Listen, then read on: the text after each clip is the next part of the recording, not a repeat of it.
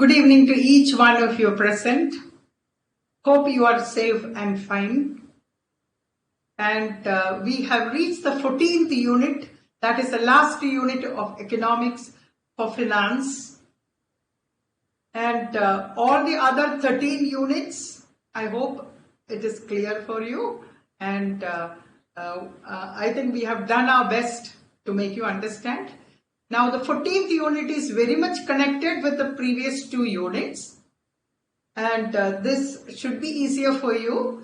But just like any other unit in international trade, this unit is also stuffed. It is very compact with lots of information put into just one unit in a few pages. And so any number of questions can come, and understanding this unit will help you quite a lot to understand the dynamics of capital movements, the theoretical background of capital movements, so that in your career it will be of help for you, like to decipher a particular problem and to analyze it and to find out the implications of capital movements. Please remember, again, this is also a huge area of study, and detailed study requires study of books after books, research after research, but we are only just touching upon different points. Each point can be elaborated into huge, lessons, but we are only touching upon. So giving you a brief idea about international capital movements. International capital movements is, again, capital is composed of so many ways in which money is coming from abroad. So we have focused only on foreign direct investment in this chapter, in this unit. There are different types of investments. There are different types of borrowing. There are different types of capital movement into the country and out of the country, with lots of implications for the economy, for the macroeconomy, for price levels, and for all variables in the macroeconomy. So this is just a stepping stone so that you will read the newspaper and make further understanding. So when you talk about foreign capital, why should we ever have foreign capital is the first question. We know domestic savings. Domestic savings is savings from the domestic economy. Domestic savings are from domestic residents of the economy. In a country where the per capita income is less, the national income is not much, the marginal propensity to consume of people is high, which is otherwise saying that the marginal propensity to spend is more, and so the marginal propensity to save is less. Capital accumulation become difficult. Again, the non-monetized sector, the sector where it is difficult to procure savings from, especially rural areas, because of lack of financial inclusion, because of lack of banking habits, altogether make the domestic savings insufficient for the proposed growth channels or the growth plans, faster economic development through industrialization. That is why we have to look for capital from wherever it is available. And so that is why if domestic capital is not sufficient, we try to get capital from other countries. There are capital abundant countries, lots of countries with lots of capital searching for investment. Post-independence period, that is when we embarked on our 5-year plans, we had a policy of import substitution strategy. import substitution strategy. That is, all the imported commodities now need to be produced locally. Many times would not sell in the economic aspect. It may be sensible from self-sufficiency aspect, but not very sensible from the economic point of view. So we slowly realized the need for augmenting or increasing capital, and that is how post-liberalization we have opened up our economy not only for trade but for capital flows. And so capital has started coming, and this is a time where capital flows are substantially higher than previous periods. And so let us now analyze how the capital comes in and what are the methods by which it comes in. And let us then focus on foreign direct investment after studying the difference between portfolio and direct investment. Then we will go to the why. We will go to examine why capital move from one country. It is a general theory as to why capital movements take place. Then we go to what happens to a domestic economy. What are the pros and cons? That is, what are the plus and minus of depending on foreign capital. After that, we will deal quite a bit about the Indian condition, and then how outbound capital, that is capital going out of the country, all these we will be studying. So let us first of all see foreign capital. As I said, it is a wide area which includes large number foreign flows of money into our country. Yes, it comes in different forms, like it can be grant, it can be aid, it can be assistance. It can come in different ways. It can be multilateral aid. It can be aid from multinational agencies. It can be from IBRD. Development are available. Then we can borrow money in different ways. Yesterday we were dealing with external commercial borrowing. Countries might borrow. Governments might borrow. Corporates might issue and borrow. We have known about American depository receipts. All those different instruments can be issued and people can borrow. Now we are talking theory. And deposits from non-resident people can come to the country. So there are different forms of capital coming, and this is beyond the scope of our studies to study all these different ways in which capital comes. So just have an understanding what are the different modes in which capital can enter a country. So the last part of the way in which capital can come is investment. So we are focusing only on investment. Investments which come into the country is broadly divided into two. One is foreign direct investment and the second is foreign portfolio investment. Foreign direct investment and foreign portfolio investment. So our study will be focused mostly on foreign direct investment. So first type of question that can be asked is, what are the important components of foreign capital flows? Any money that flows into the country can be used by the country, and so some productive activity, and so it is capital. One particular term is there, tied aid and untied aid. What is a tied aid? You get some aid, that is the only point that you might find a little difficult in your book.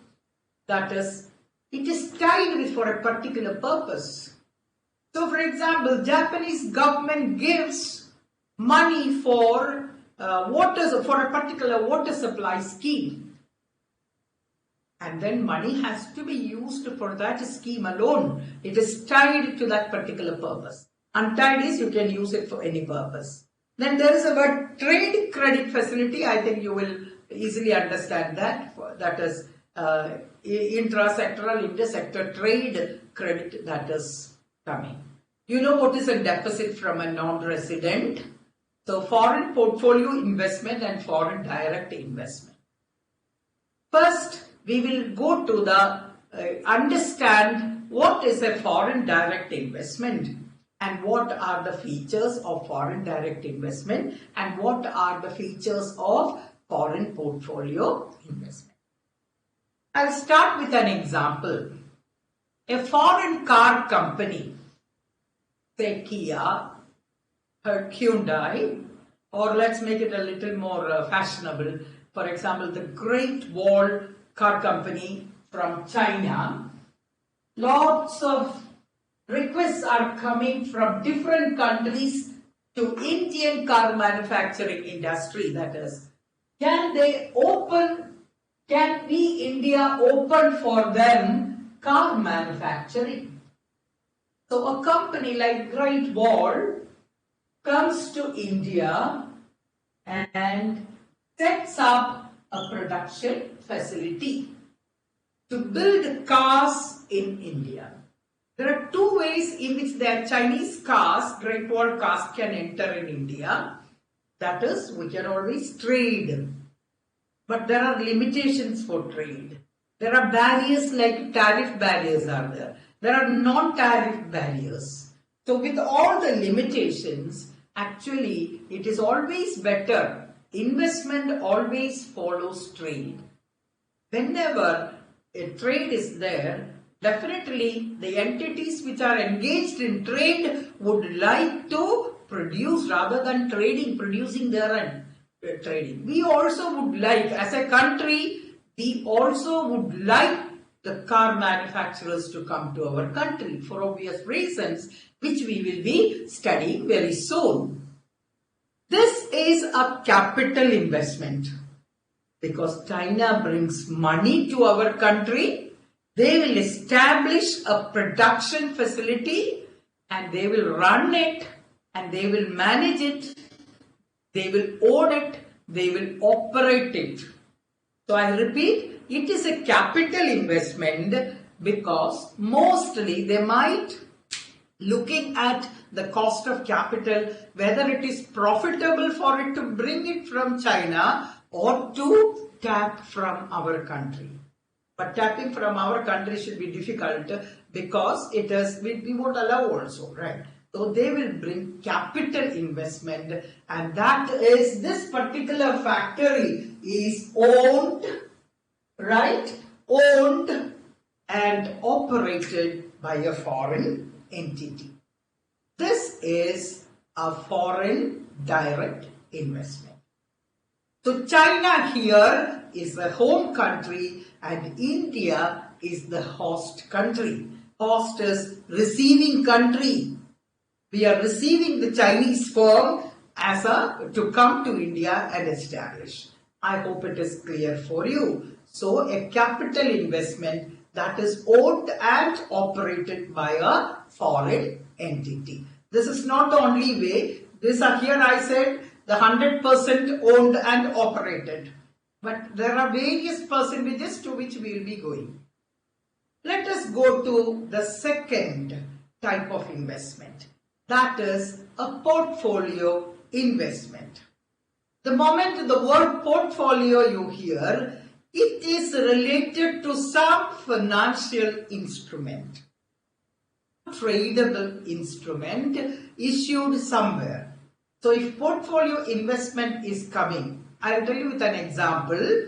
A US individual, United States of America individual, or an institution or an entity, let us call it, a resident of the United States, spends money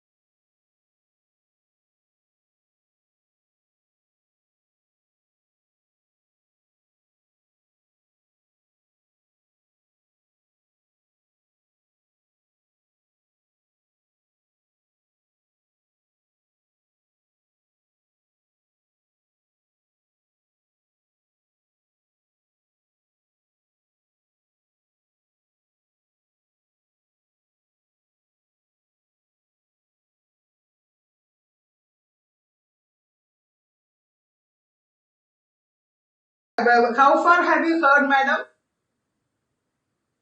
Hello. I'll repeat.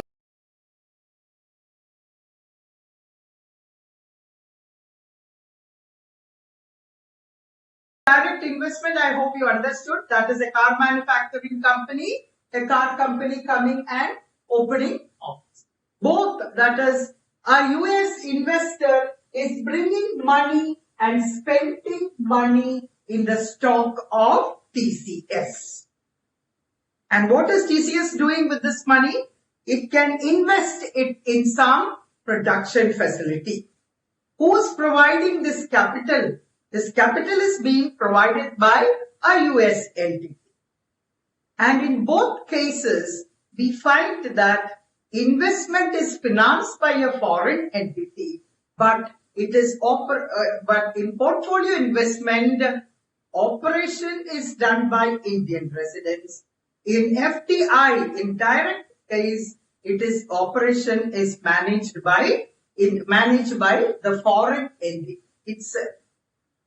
So any type of financial investment, whether it is coming in the form of FDI or whether it is coming in the form of FPI, that is portfolio investment, or direct investment, both are capital.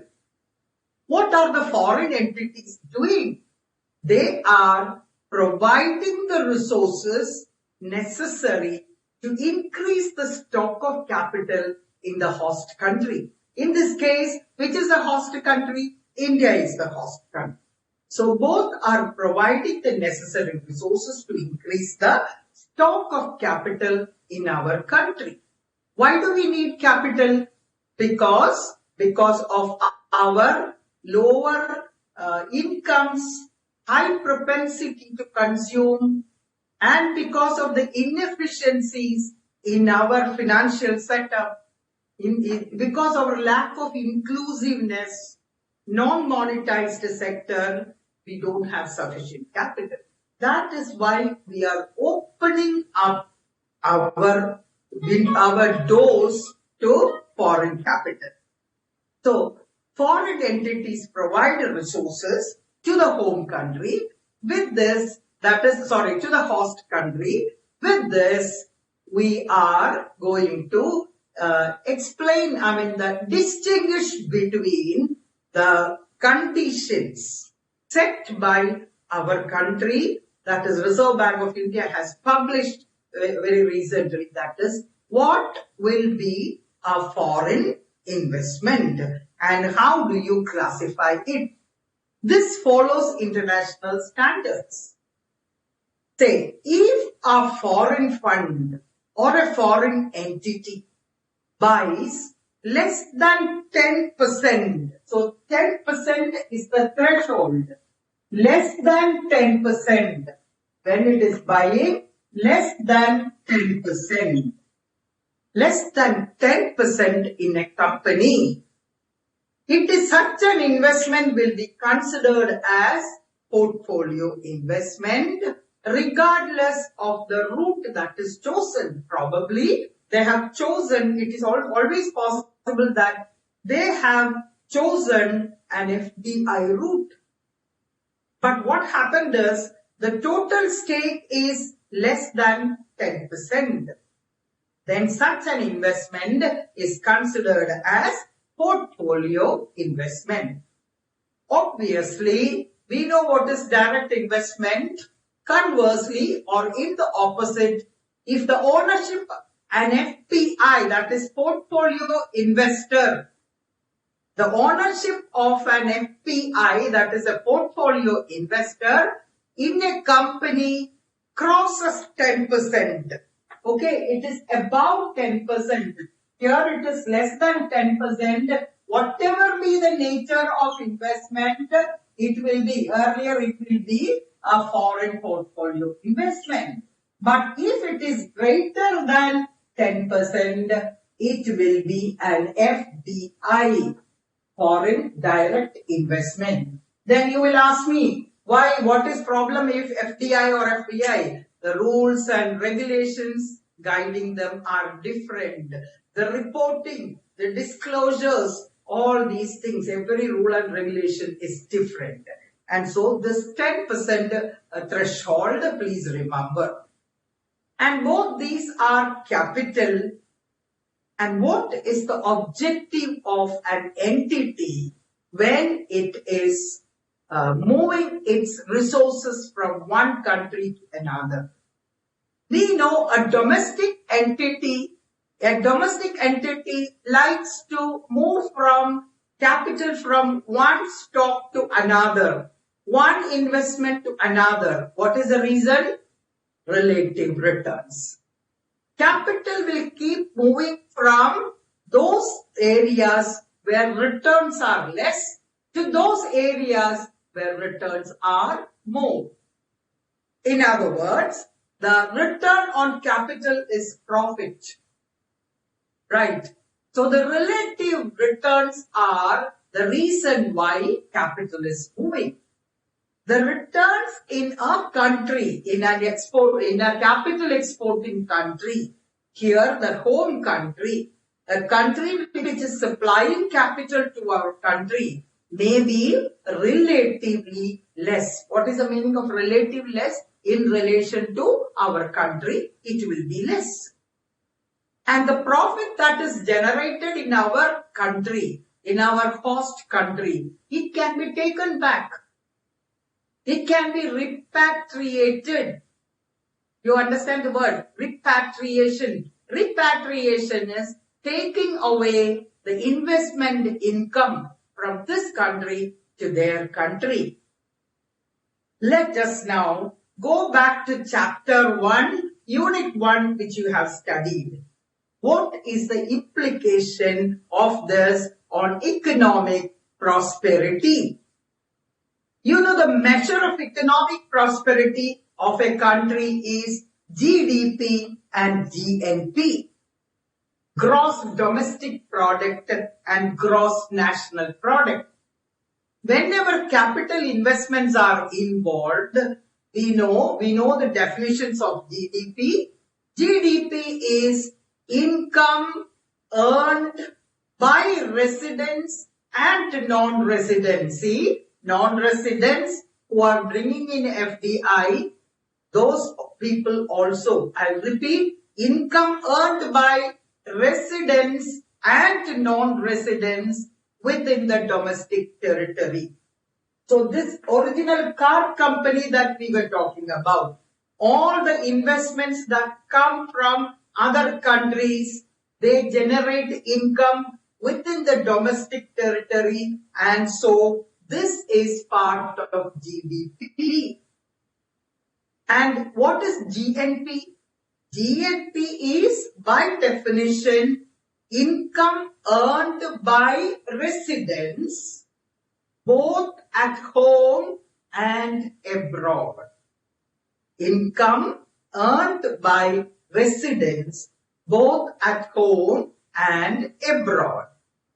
So the US entity which brought investment into our country and the car manufacturer, Chinese car manufacturer, which brought capital to our country, income, a part of the domestic income produced in the domestic territory belongs to them. They will take it away. It is repatriation. They will take away the income that they have generated because it is a return on their capital. So you can find GNP increases here by less than GDP. GNP increases by less than GDP. GDP will give you an inflated picture, and a part of the GDP will move to America or US or whichever foreign country is it has supplied capital. So let us now go once again back to foreign direct investment. What is by definition? It has to be learned like that. The resident of one country, namely home country, acquires ownership of an asset in another country called the host country. It is not only ownership, it involves control as well as management of the asset. So the car manufacturing company that's coming to India will be controlling, will be managing the asset in the country. But whereas foreign portfolio investment, the investors actually purchase a non-controlling interest. You know what is a non-controlling interest? Because you already studied. A non-controlling interest in foreign company or by foreign corporate or government bonds. It is not only stocks, because I said a US enterprise is bringing stocks. It should not be understood as only buying stock. Any instrument permitted by the government may be bought. They can invest in equity market, they can invest in debt market, they can invest in bond subject to prescriptions. There are lots of prescriptions. Recently also there were changes that were prescribed. They can buy government bond, they can buy short-term securities, long-term securities. All these securities they can earn.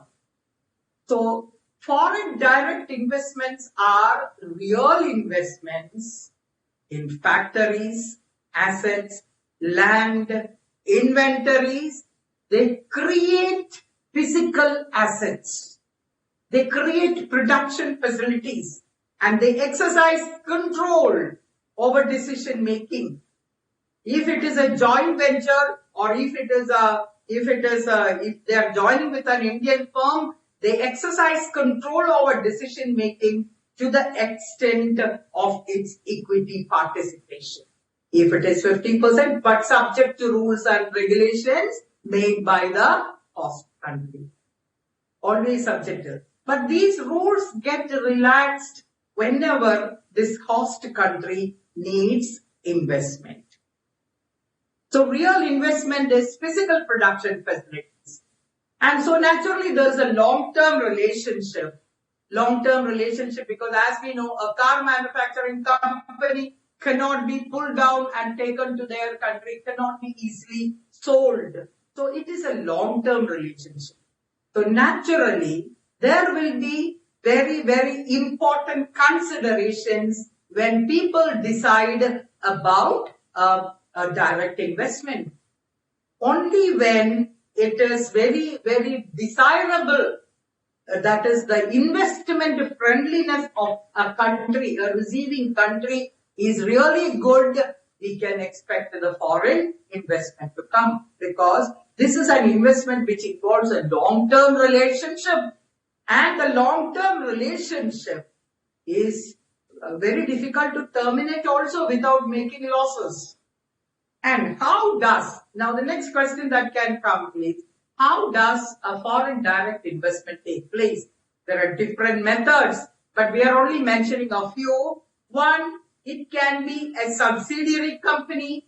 It can form an associate company. All these you know because you are doing company law. A subsidiary or associate company. It can go in for equity participation.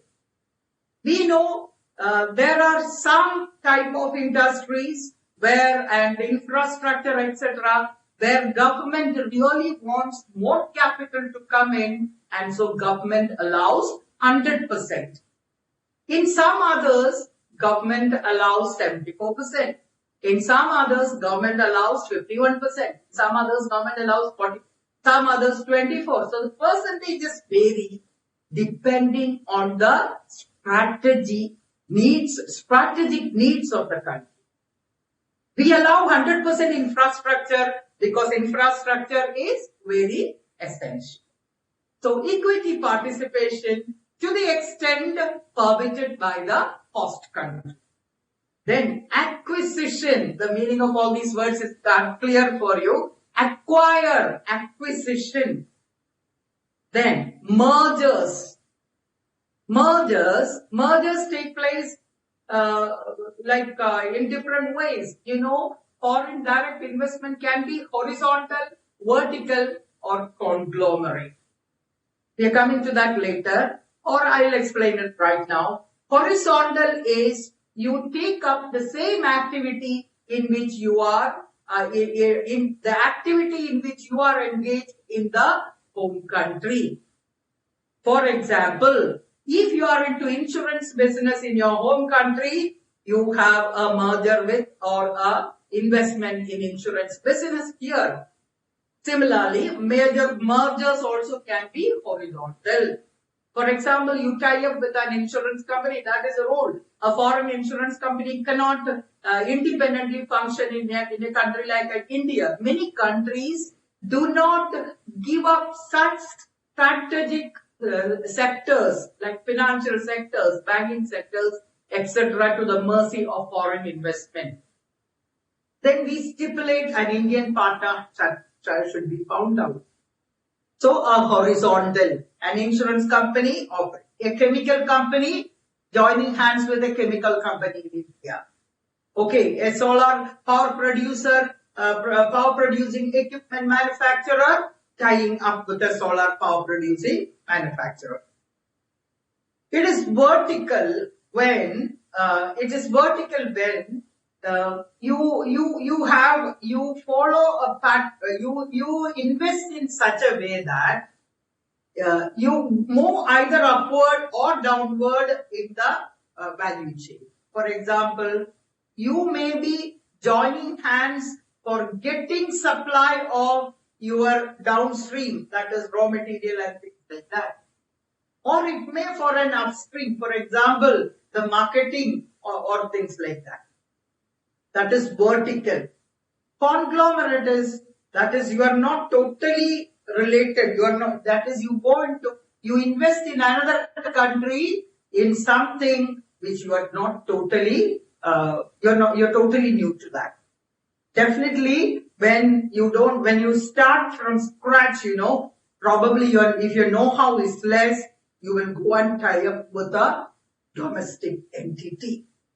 There can be joint ventures.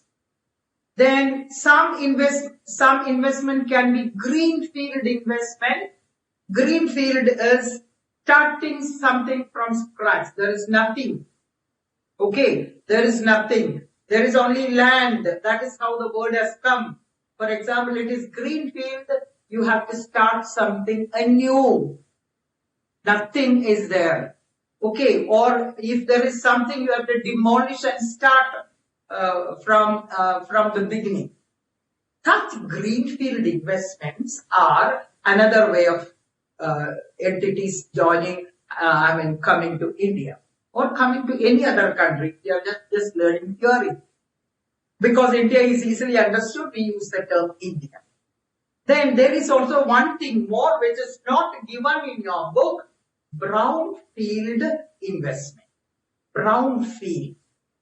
Brownfield is when an existing production facility, that is in the host country, there is an existing production facility.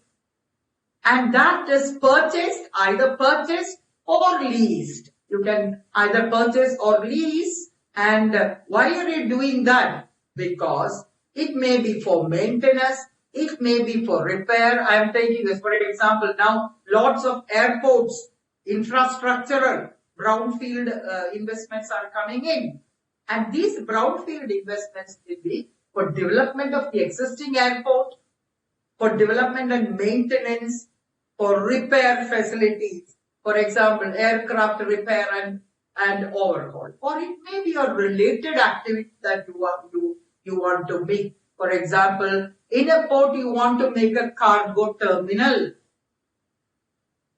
Altogether you start a cargo terminal. It is a brownfield. Already some terminals are there, some activities are going on.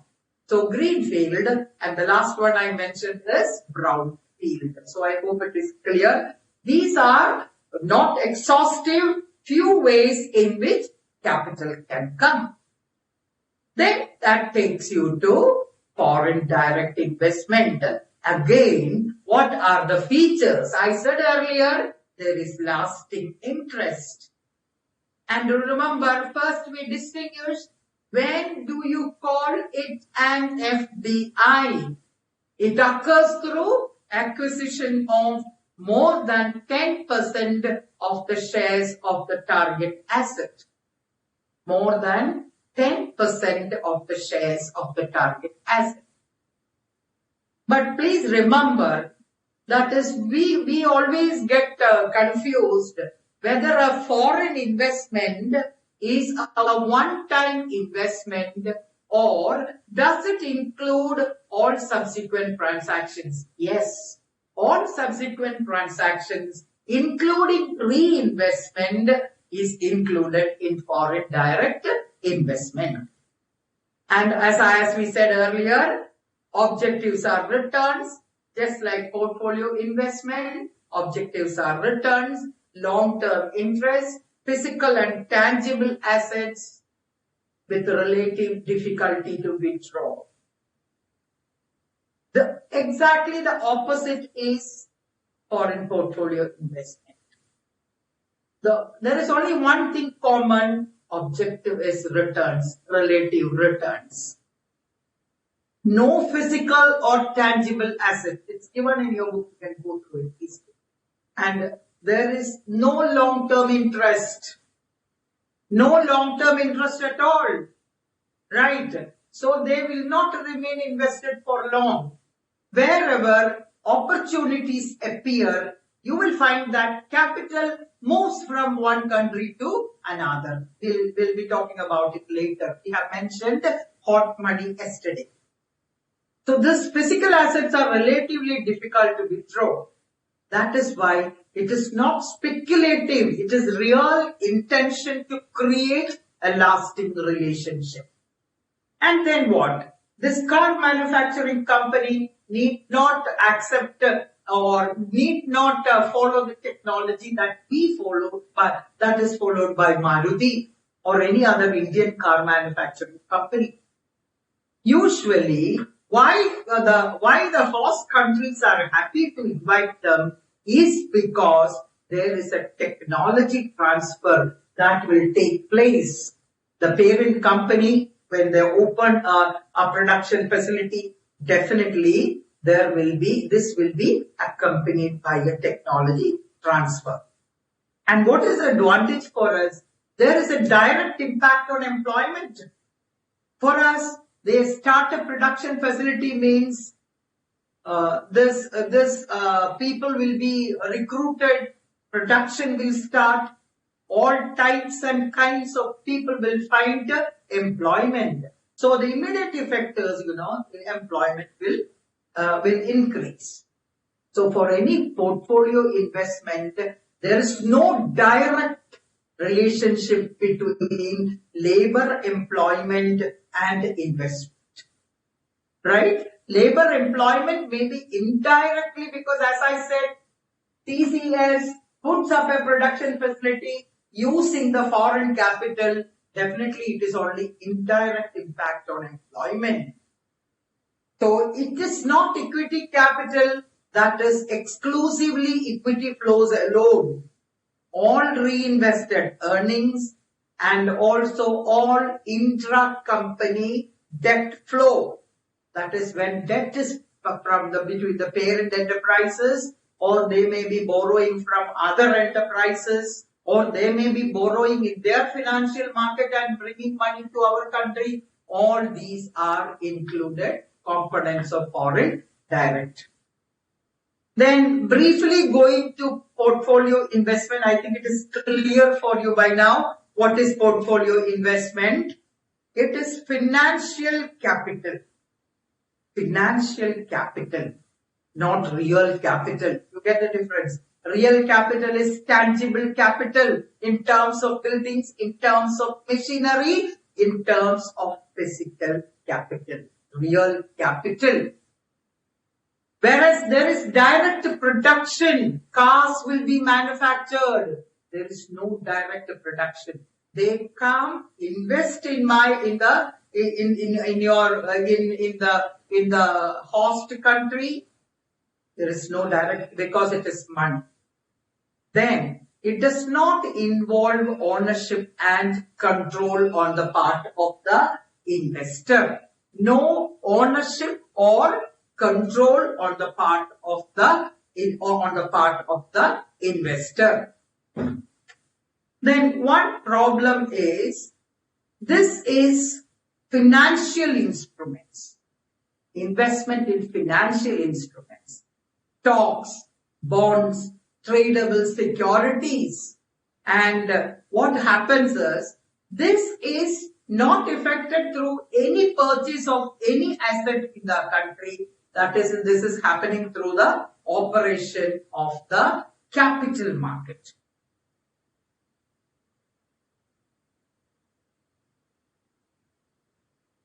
Entire activities take place through the capital market. And what is the immediate effect on balance of payment? Yes, it has effect on balance of payment. You know, balance of payment is difference between inbound and outbound. It has immediate effect on exchange rate. It has immediate effect on exchange rate. Why immediate effect on exchange rate?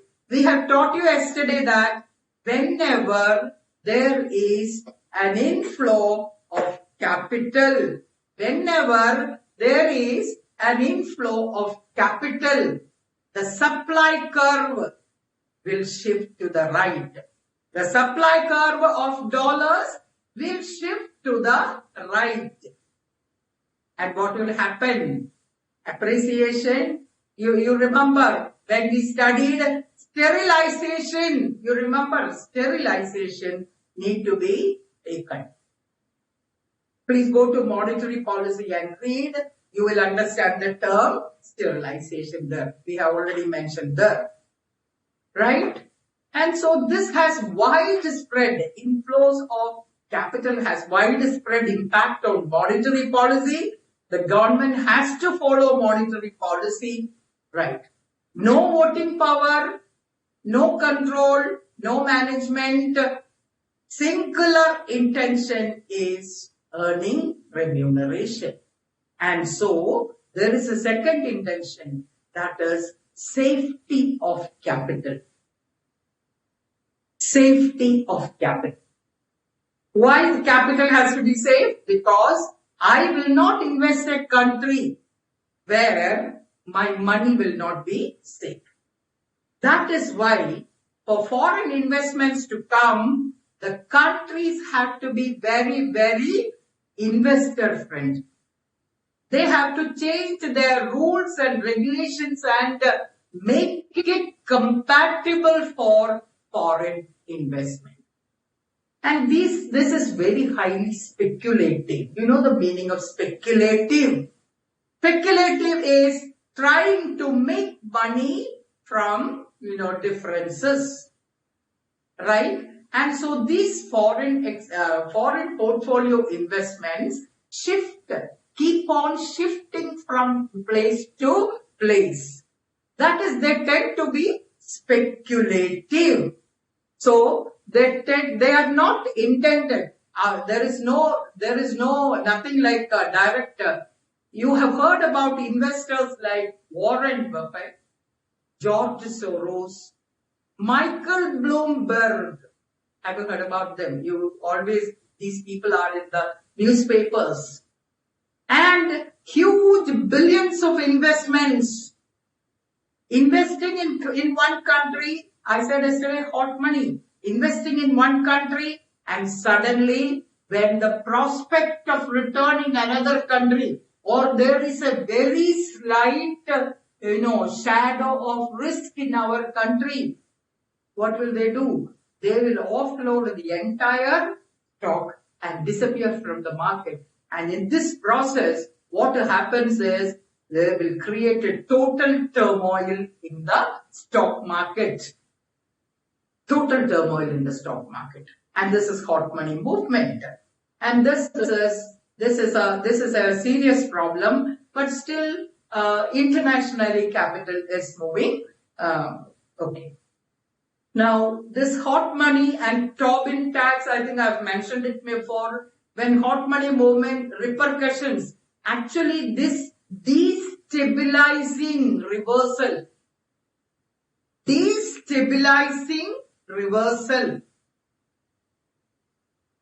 is going to create a lot of problem. We have seen it in history. I think you have that is emerging economies like Korea, Russia, Brazil, Argentina, some more countries, for example, this side in 1998, 1990s and early 2000, lots of currency crisis came in these countries, destabilizing problems came. And this currency crisis, that is the decline of Waqt, etc., that is usually associated with such hot money movement, right? And I think we have covered, the features of foreign portfolio investment and foreign direct investment. Very important. Each feature is important, right? You should be able to write. Also, comparison was once asked as a question, and definition was asked. Then about, how do you categorize? Criterion of categorization was asked once. So it is possible to get questions. Now, for 10 minutes before the break, we will go to the reasons for foreign direct investment. Now, this has to be very carefully followed, because there are large number. And these reasons, it is possible that when a question is asked, sometimes you will have to club 3 or 4 into one category and write. Right? Because we do not know what categorization they are planning to make. So you have to cull out, you have to pick and choose certain points and then write. There are some standard classifications as given in your textbook. But these standard classifications need not be the type of question that is asked. So it is always better that you remember these points, associating it with a common factor or a subset of points together, it will come. And when it is thorough, you'll be able to write in the examination. And so let us go to the motive. Wherever it is, the first motive should be higher rate of return. Higher rate of return. That is doubtlessly right.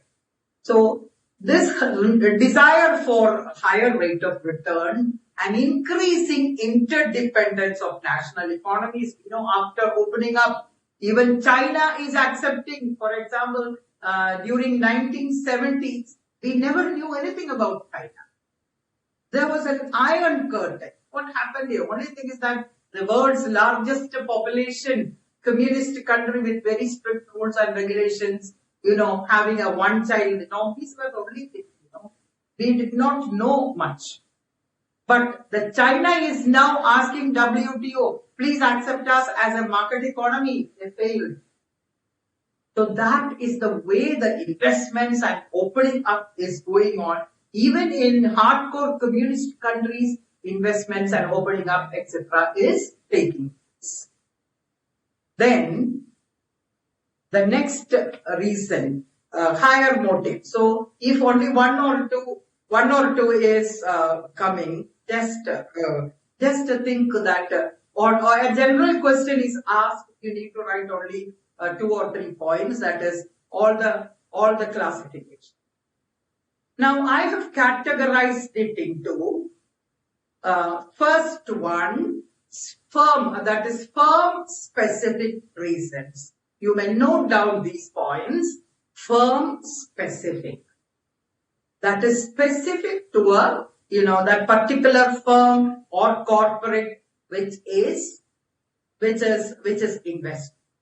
So what are the factors that relate to it? May relate to the internal aspects of the firm, whatever. So this firm wants to internationalize production. For example, a huge pharmaceutical company Pharmaceutical companies are usually multinational, transnationals, having production facilities in different countries, having operations in different countries. And for various reasons, it would like to internationalize its production. Right, internationalize its production or start production facilities. Then they will be searching which is the country which is the most desirable country where I can invest. Then you have done your economies of scale right from +2. Economies of scale. So any firm would like to reap, that is, take advantages of large scale production. The larger the scale of production, cheaper would be, there are economies of scale. That is, the larger, the per unit cost will keep on falling. I hope you remember the diagram we drew when we did the natural monopoly. That is, as output increases, cost per unit will definitely decline and such a desire to reap economies. So if you keep producing in one country alone, the economies of large scale, your scale of production cannot be expanded. Then sometimes these firms go for licensing. For example, maybe an Indian producer is given a license to produce and sell in their brand name. For example, Coca-Cola giving a license to an Indian producer, and you produce and sell the trade secret, the chemical combination secret, everything passed down here, right?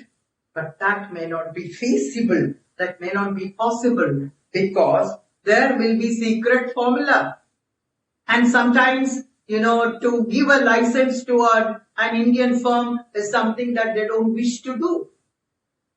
Then the next reason is risk diversification. Risk diversification. What is risk diversification? Not putting all the eggs in the same basket. If they focus only on one country and not on multiple production and multiple sales, right, points, of course, if it is risky in one country, there is just less risky. So it is risk diversification. Then remember, multinational corporations should be understood as very huge production. Very huge production. And, the strategies which we learn in oligopoly markets, actually firms benefit by reducing the competition. It is not only the current competition that matters.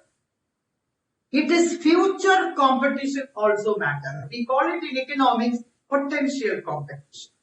So the activities of corporates will be in such a way that potential competition should be stopped.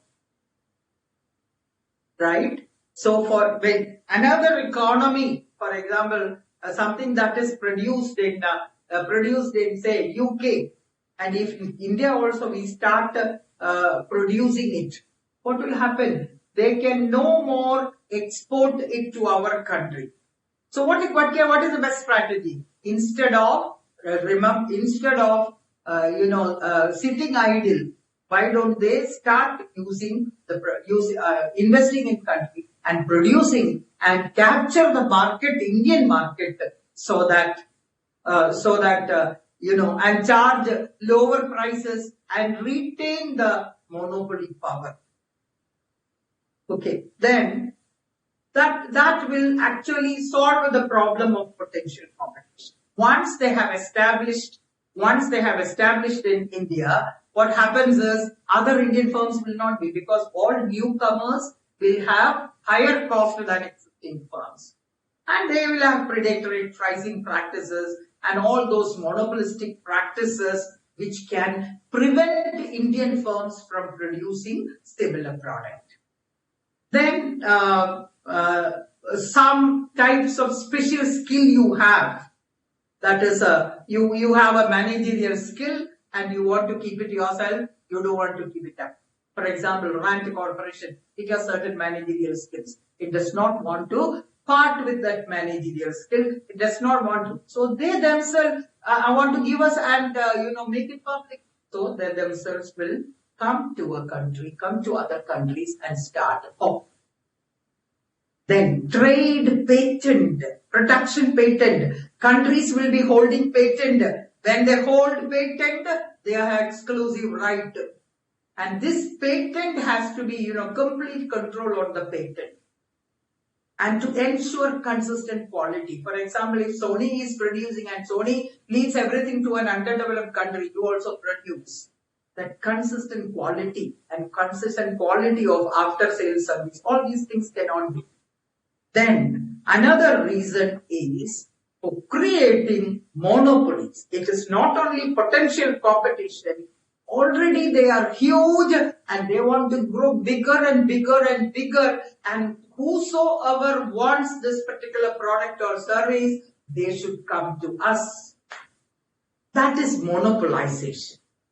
So when there is intention to monopolize, firms spread their wings all over, spread their hands all over the world and try to invest in other countries, make production facilities in other countries and retain the monopoly so that others will not enter the market, because monopoly power is challenged when somebody enters. Now please take a break of 5 minutes and come back after 5 minutes. Let's take a break of 5 minutes. Now it is 7:04. Please come back by 7:09.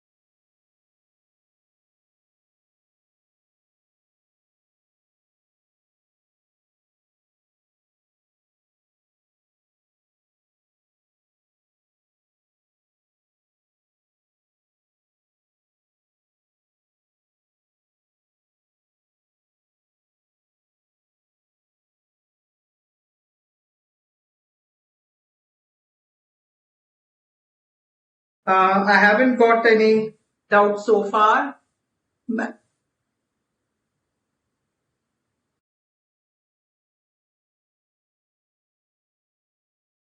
Continue. That is, the first one was, Madam, can you hear?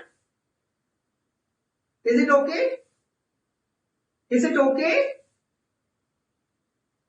Okay, okay.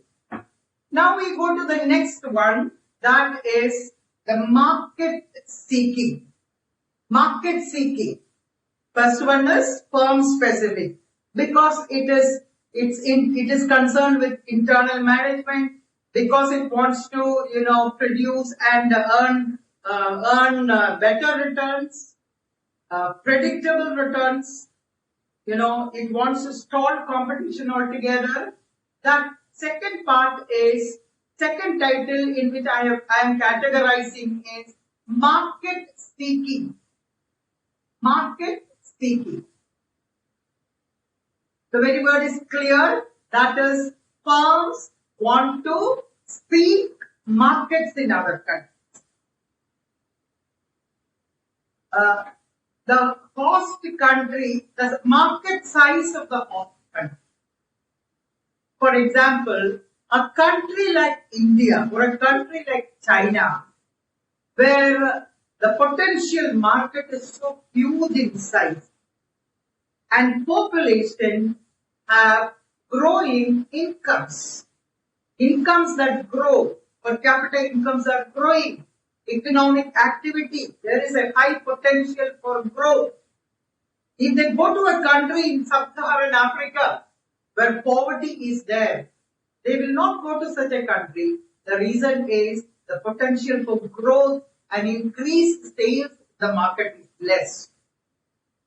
So this rapidly emerging, the firms want to capture the large markets, the population, where population is having money, growing high potential markets. And these are emerging markets like India. They like to seek markets. The problem with the European, American, or whichever corporation is, there is limited, that is, the potential of our sale gets reduced, especially in consumer durable, especially in certain commodities, food, processed food, etc. The extent to which they can push demand in those countries is limited by the size of the market, limited by the size of growth of population. And so emerging markets give them a great opportunity to increase sales. I hope you have done that. You have known about a theory, that is Baumol. W.J. Baumol has promulgated a theory, put in a theory in which, it is not profits that the firms want to achieve. They want to achieve growth of sales. And sometimes countries would have kept certain tariff barriers. Say, for example, entry barriers. These entry barriers can be tariff barriers or non-tariff barriers. Tariff barriers or non-tariff barriers. So they cannot sell the products because, say for example, to this country because of tariff and non-tariff barriers. Then what is the easiest way to get into the country? Okay, come with investment. This country will accept. You can sell your products. That is it. Getting behind the tariff wall. Getting behind the tariff wall. And this is so market seeking. Then creating monopoly is also part of market seeking. These 2 points are overlapping.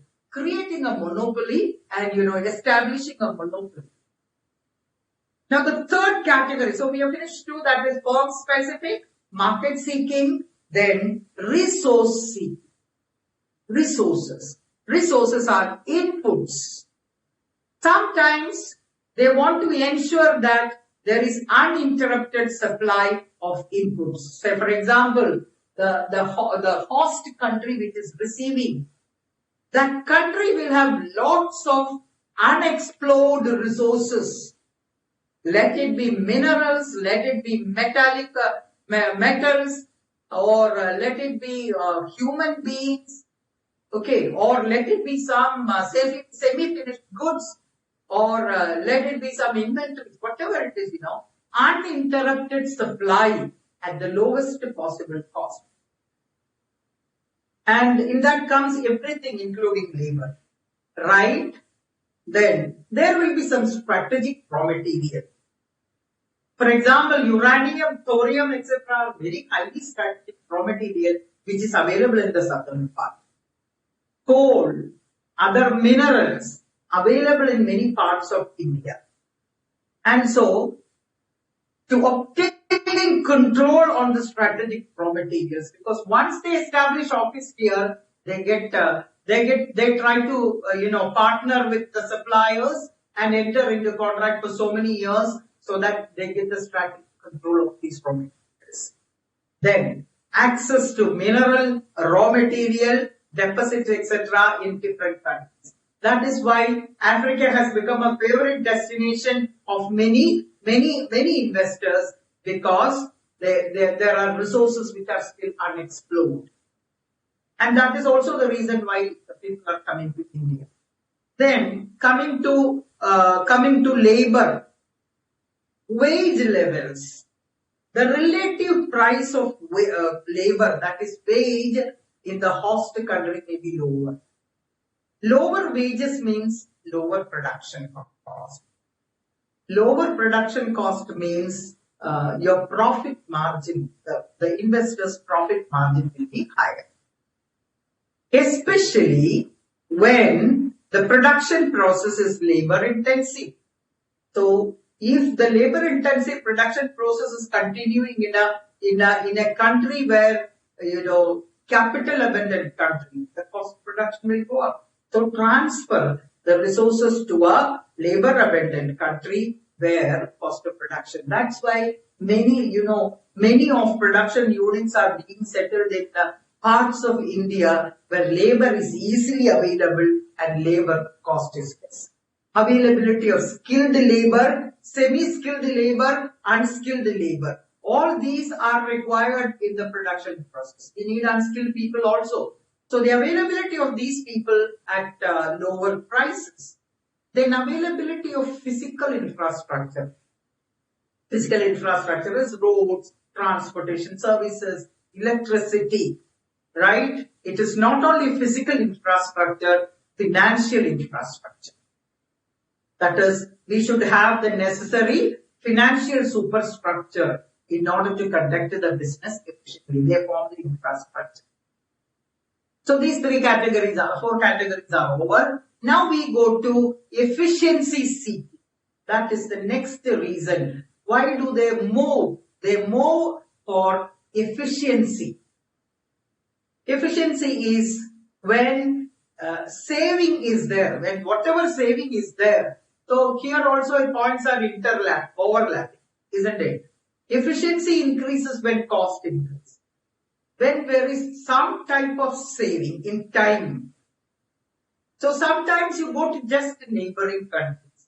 Many Indians are investing in Myanmar, in Nepal, in Sri Lanka. Why are they doing that? The geographical proximity. And so it is a nearby country and there is a lot of saving in transport cost. There is a lot of saving in time. For example, a US firm coming to India or we going and investing in a far off place, cost increase. Then another important reason is whenever there is a lower environment or labor standard. These are two standards, that is for production, because we have done market failure, what is an environmental standard. Countries prescribe certain standards of emissions, certain quality standards. That is how it should be environment friendly production. Labor standards would include all those amenities that should be given, including the number of hours of work, etc. Come to a country, you go to a country, the labor standards are very high in the US.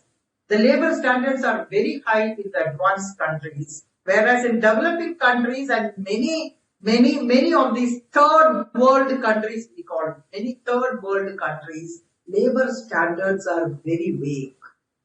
Even though we have a minimum wages act in India, we have a factories act in India, we have all types of regulations in India, but these regulations are not truly complied with.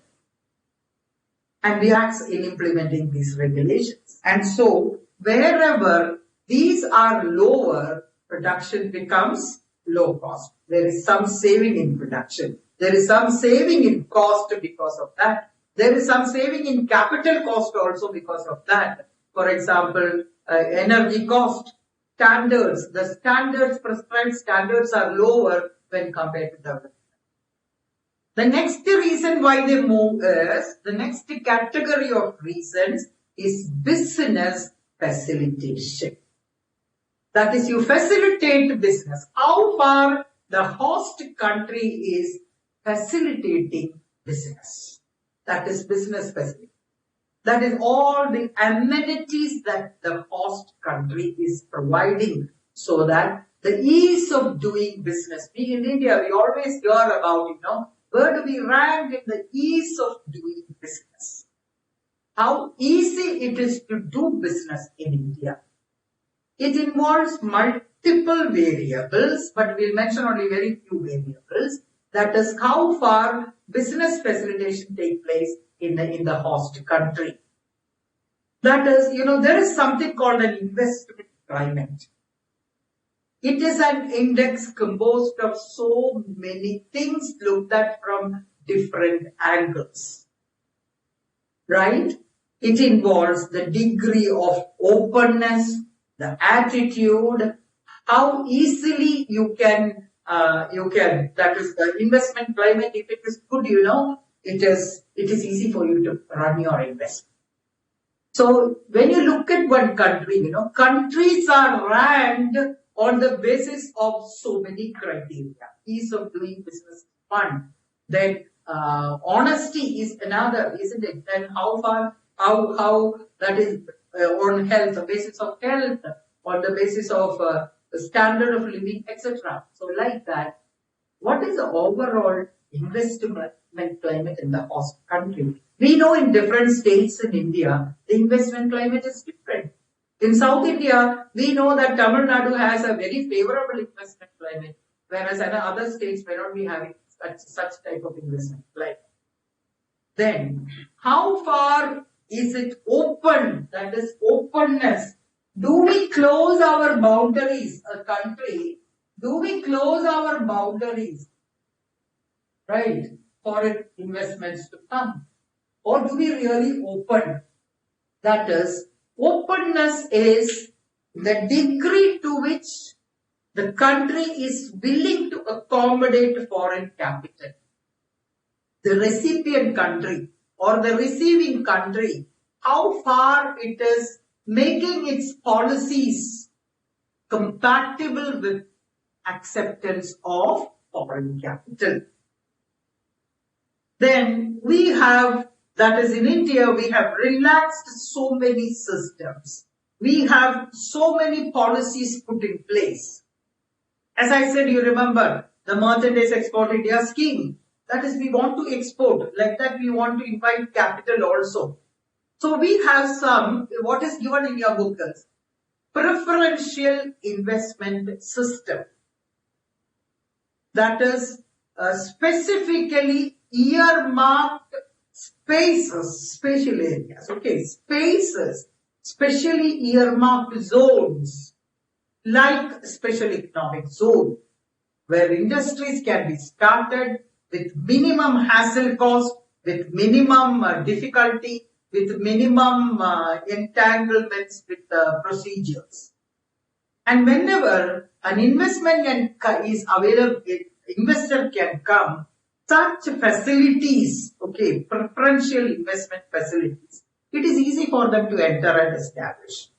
And also the type of consultancy services, the standards of treatment, How do you treat a business that is coming from some other country?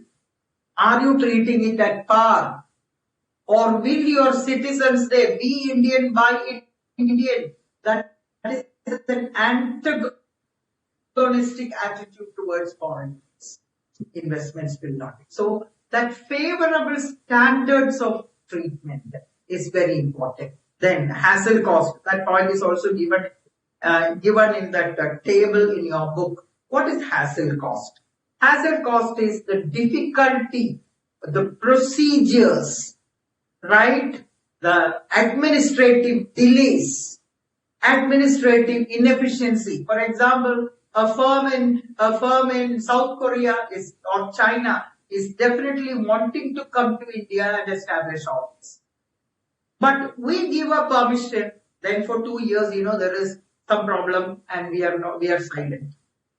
So this type of procedural difficulties, administrative delays, administrative inefficiencies, political, lack of political will, we call it.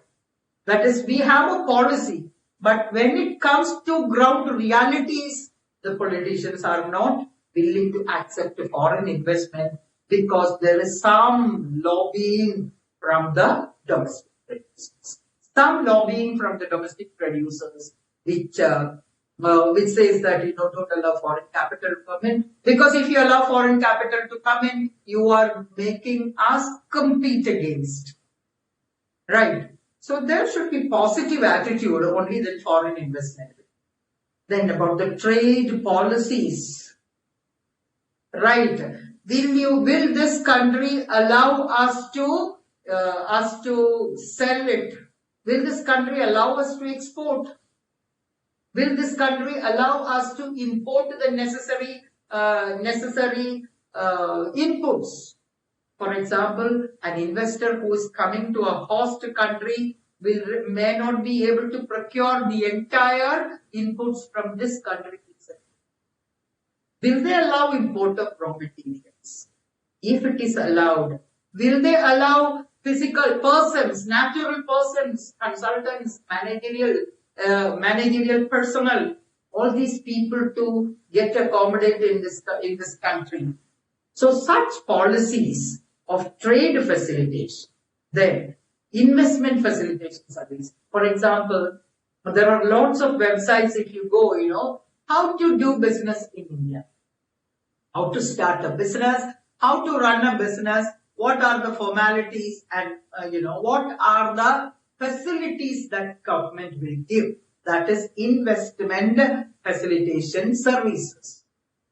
Then these are the facilitation services. Then investment incentives.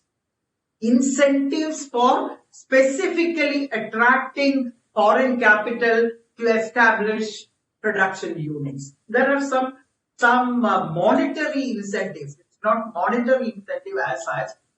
We call it, say for example, some financial investments. Not that we are giving money to them. So investment incentives can be of different types. I'm only mentioning one or two. That is lower rate of taxes. You establish an office, establish a production unit here. If it is high corporate taxes, say for example, when you talk about price discrimination, an Indian who wants to see Taj Mahal pay this much and a foreigner who sees Taj Mahal pays 150 times when compared to an Indian. Not like that. Being treated at least at par with the domestic activities. Or if it is a new and innovative business that you are bringing to this country and this country really needs it, in that case, lower taxes and tax concessions, tax differentials. For example, for different activities, different types of activities, tax differentials. Then it can also be a tax holiday, that is, you don't have to pay a tax at all for so many years. Come and establish, but we'll give you a tax holiday for 5 years.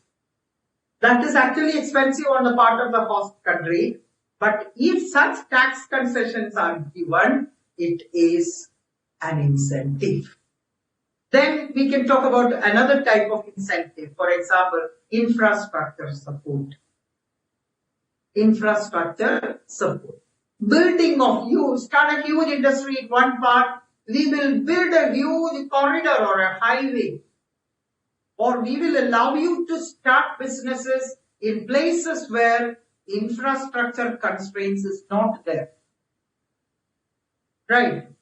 And of course, subsidies. These are all theoretical. How far we can give subsidy to, and that is in the Indian case, how far we can give subsidy to all is a question. Right? Then, local consultancy services. Because for doing business, the systems are different, structures are different, the people who you deal with are different, your marketing climate is different, everything is different. Then, such type of information support, research and development support. Then, after your investment, all these points come under investment incentive. After investment service, once you have finished your investment, you will need further support.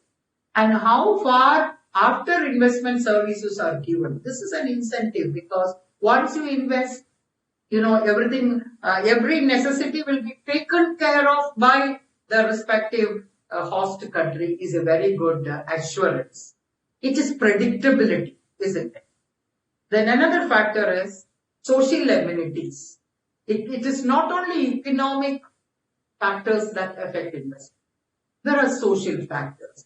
As you know, we would not like to go to a country where quality of life is going to be very, very difficult. Many Indians would like to go to Australia or Canada or and invest in different countries.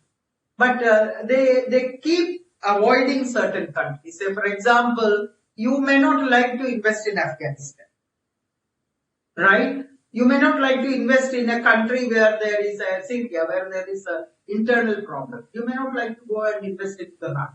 Or you may not, in problem-ridden places, naturally, people would not like to go and invest. And social amenities include high standards of social. For example, where your quality, availability of good quality goods and services. And whatever is coming in the definition of high quality of services. High quality of service. Possibility of good quality of life. Then language barrier. So the people, of course, Chinese people do not care about language, that is a different thing. So the people shared common language, then common boundaries. It is a nearby country. These are all, social amenities. Then very important thing is the policy framework of the host country. That is a new categorization. After social amenities come the policy framework.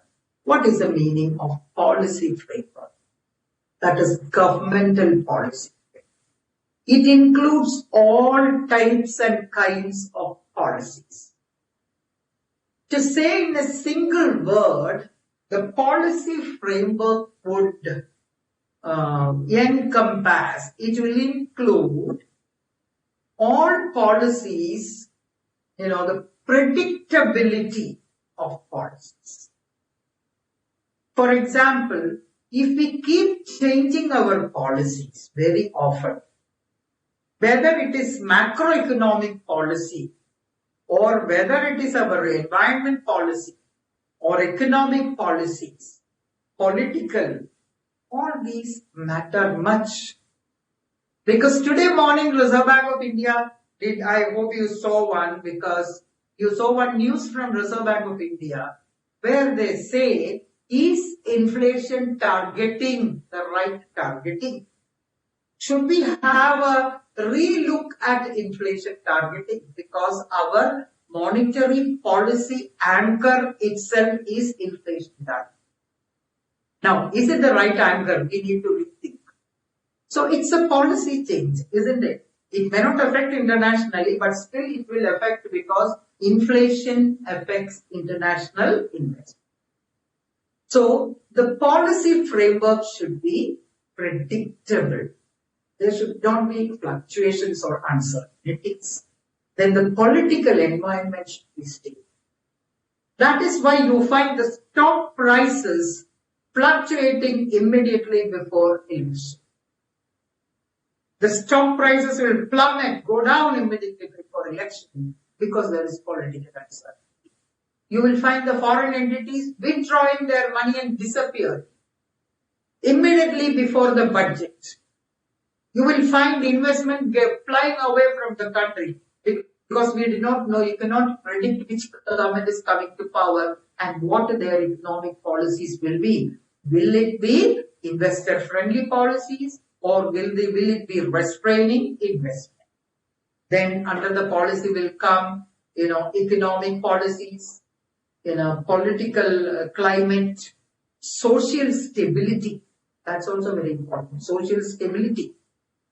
Then social stability, of course, if a society is in turmoil, nobody would like to invest in a country where, the entire social structure is upside down, right? Then structure of market, that's very important. That is, what is the competition policy? Our Competition Act, for any merger which involves, a turnover above 10,000 crores, our Competition Commission has to say yes, only then we can merge. So what is the competition policy? Do we really encourage competition, or do we actually encourage monopolist practices? So what is the policy of functioning of the structure of market? What is the competition policy? What is the merger policy? Then what is the policy? What is your policy? International agreements on FDI. A country would have made many agreements regarding FDI. And what is your privatization policy? Is it that you stress too much on government? Or will the government intervene? Or will you allow private parties to work freely? If you allow private parties to work freely, more investment will come. Then legal framework.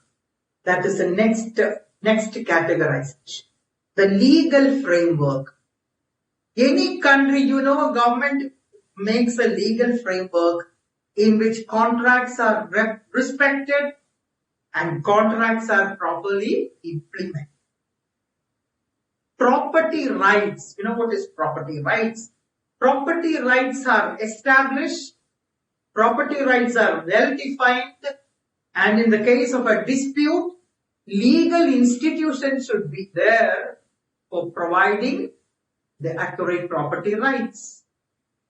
Then security to life, security to property, all these come under the legal framework. Then what about our legal institutions? Our structure of the court, our dispute settlement systems, right? Is there an established order in the country?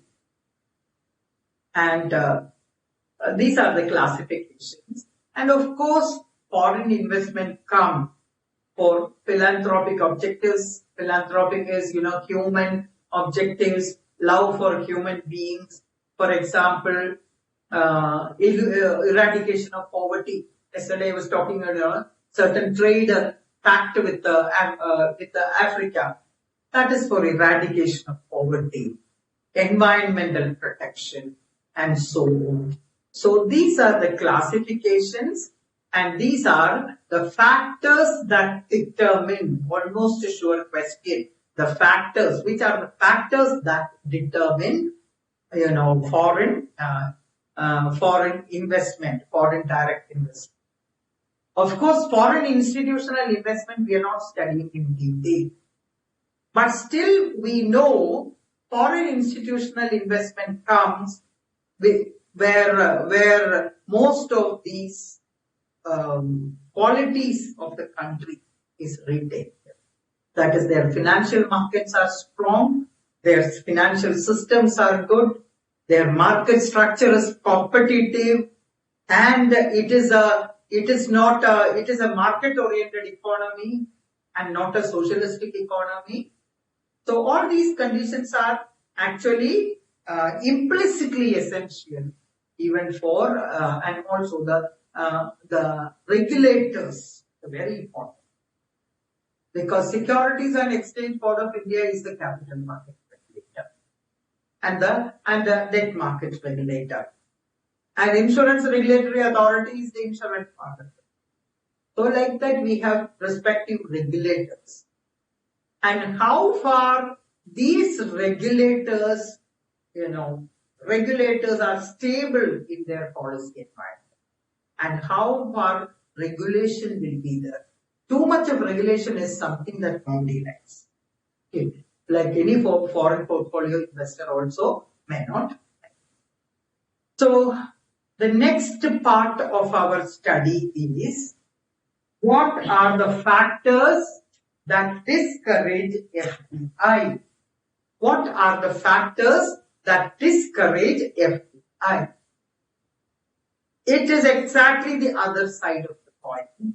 What encourages FDI, the opposite is what is discouraging FDI.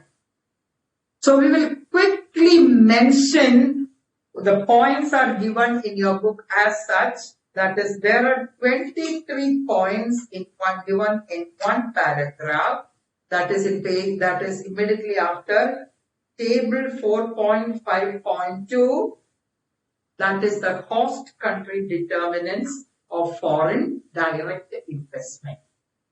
We have covered all these points, but under different sometimes. But this is only one international economics by Dennis Appleyard who has done this classification. But it is not internationally. It is not an internationally accepted classification. So you can have your classification, but please get the point under a particular. If a question is asked, you should be able to write the classification under a particular point. Then factors in the host country discouraging inflow of foreign investment. Nobody would be requiring you to write the entire 23 points in one answer.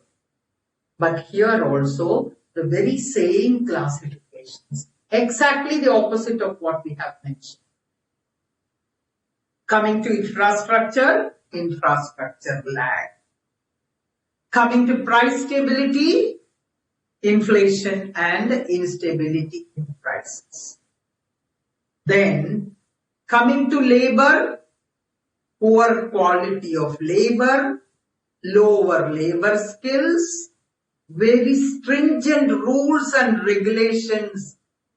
Okay, very stringent rules and regulations with respect to anything in the labor market. For example, it can be a very rigidity in the labor market. Rigidity with respect to mobility. Rigidity with respect to salaries and payments. Rigidity with respect to every aspect. You know, during the COVID time, there is actually such a lot of dilution of labor laws. Labor laws are getting diluted. Why are the labor laws getting diluted? It is because in the guise of, increasing productivity and possibly finding employment during this time. Otherwise, employers will not employ. If labor cannot be exploited, to tell you directly, isn't it? If labor cannot be exploited or labor productivity cannot be extracted easily, investments will not take place, right? Because they are resource seeking is one of the reasons why investments are taking place. Then those places where, unfavorable taxation, where there is bureaucracy, legal formalities are not easy. It takes a long time to get things done. Then market is not good. Exactly the opposite of what we have mentioned. Political instability, the opposite is, political stability, The opposite is political instability. Then our legal structures, if well-defined property rights are not there, if well-defined property rights are not there, if the contract, and if you don't have an efficient contract settlement mechanism, then exchange rate volatility, that is very important point. We have studied in the previous chapter what happens if there is exchange rate instability. That is when they want to take back their income, annual income generated can be repatriated. Or finally, when they take back the entire investment, or when they remit their returns to the shareholders living abroad, exchange rate fluctuations will act as a very important impediment. A country where exchange rate keeps fluctuating, there is a lot of lack of predictability, uncertainty, right? When very poor record of foreign investment. That is, for example, that used to happen in earlier years. Like some energy companies came to India and they could not survive. And anyway, a physical facility made here, they can't take it back also.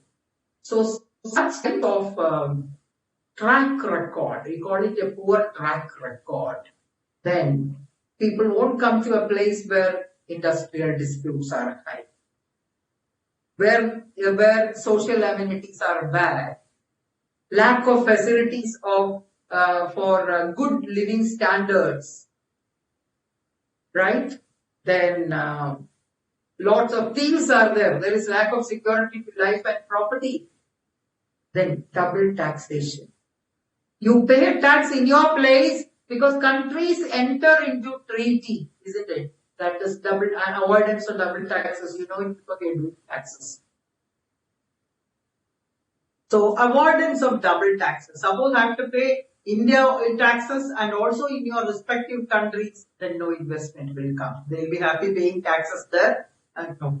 Then of course the general attitude of a country towards foreign investment. How do they treat a foreign investment? Do they discriminate against an Indian investment and a foreign investment? You have learned it in WTO, national treatment. Whether you will really get a national treatment when your investments go to another country. That is also very important. So that is the next part of our possible question. That is, what are the factors that hinder foreign investment? What are the financial factors? What are the physical factors? What are the political factors that discourage? So like that, different types of questions can be asked. So if you study all the points, you should be able to categorize it into different subjects and steps. But please remember, don't always try to put all categories into watertight compartments, because always these points will get integrated. They will overlap. So there is nothing wrong in getting points overlapped. You taking something from another title if it is relevant in a particular title.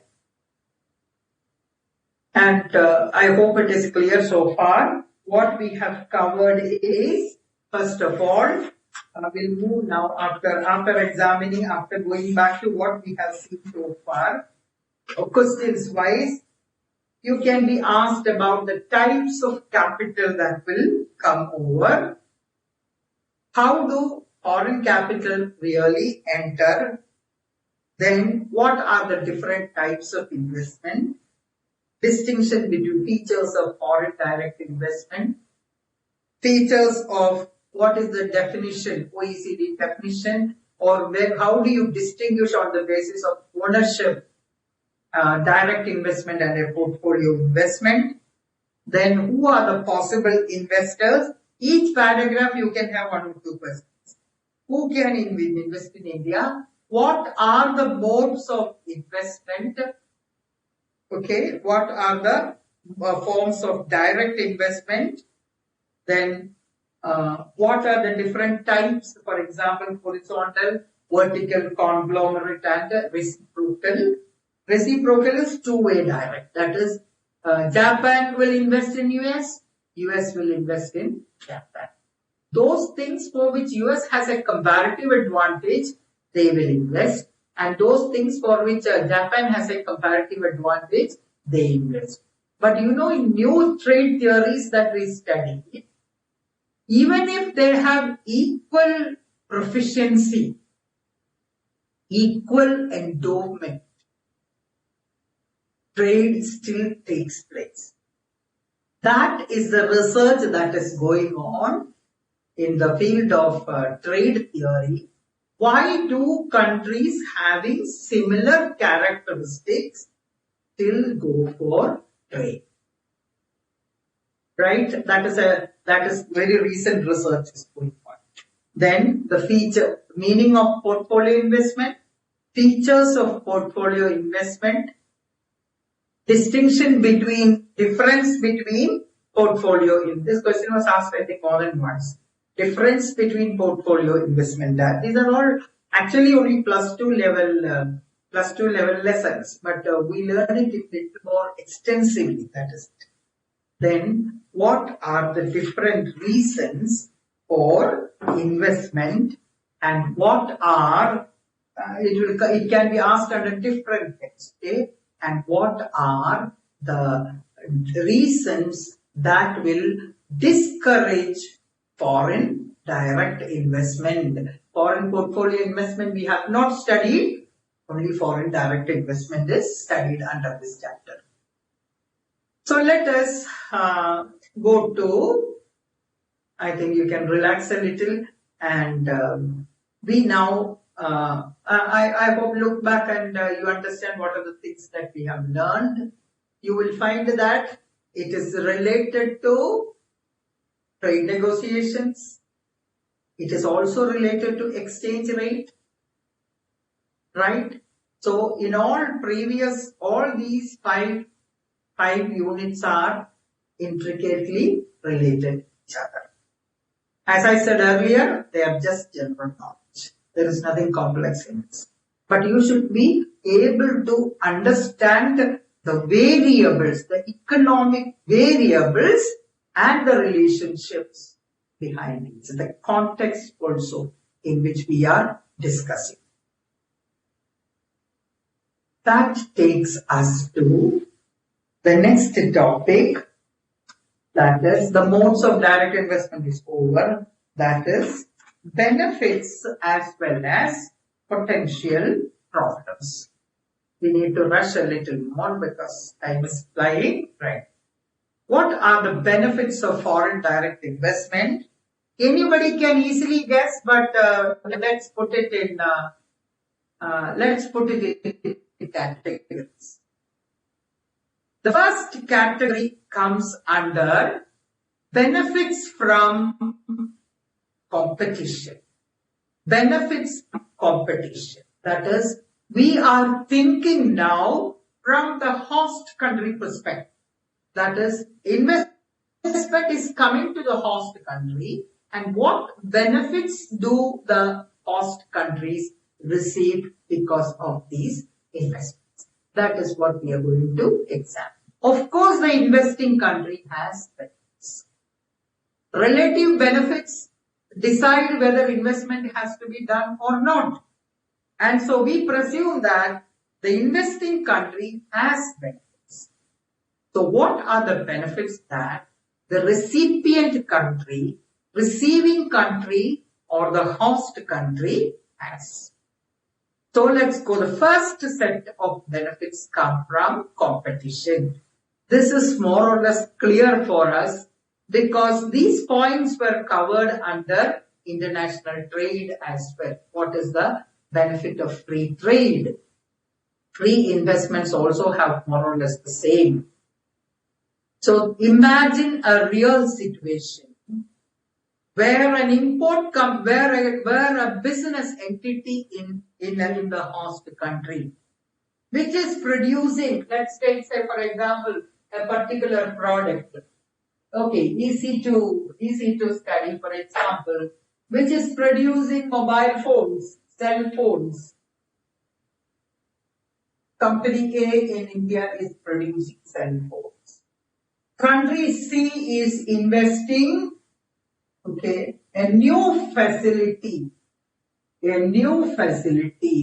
Country C is an advanced country, and it is making a new facility for production of mobile phones.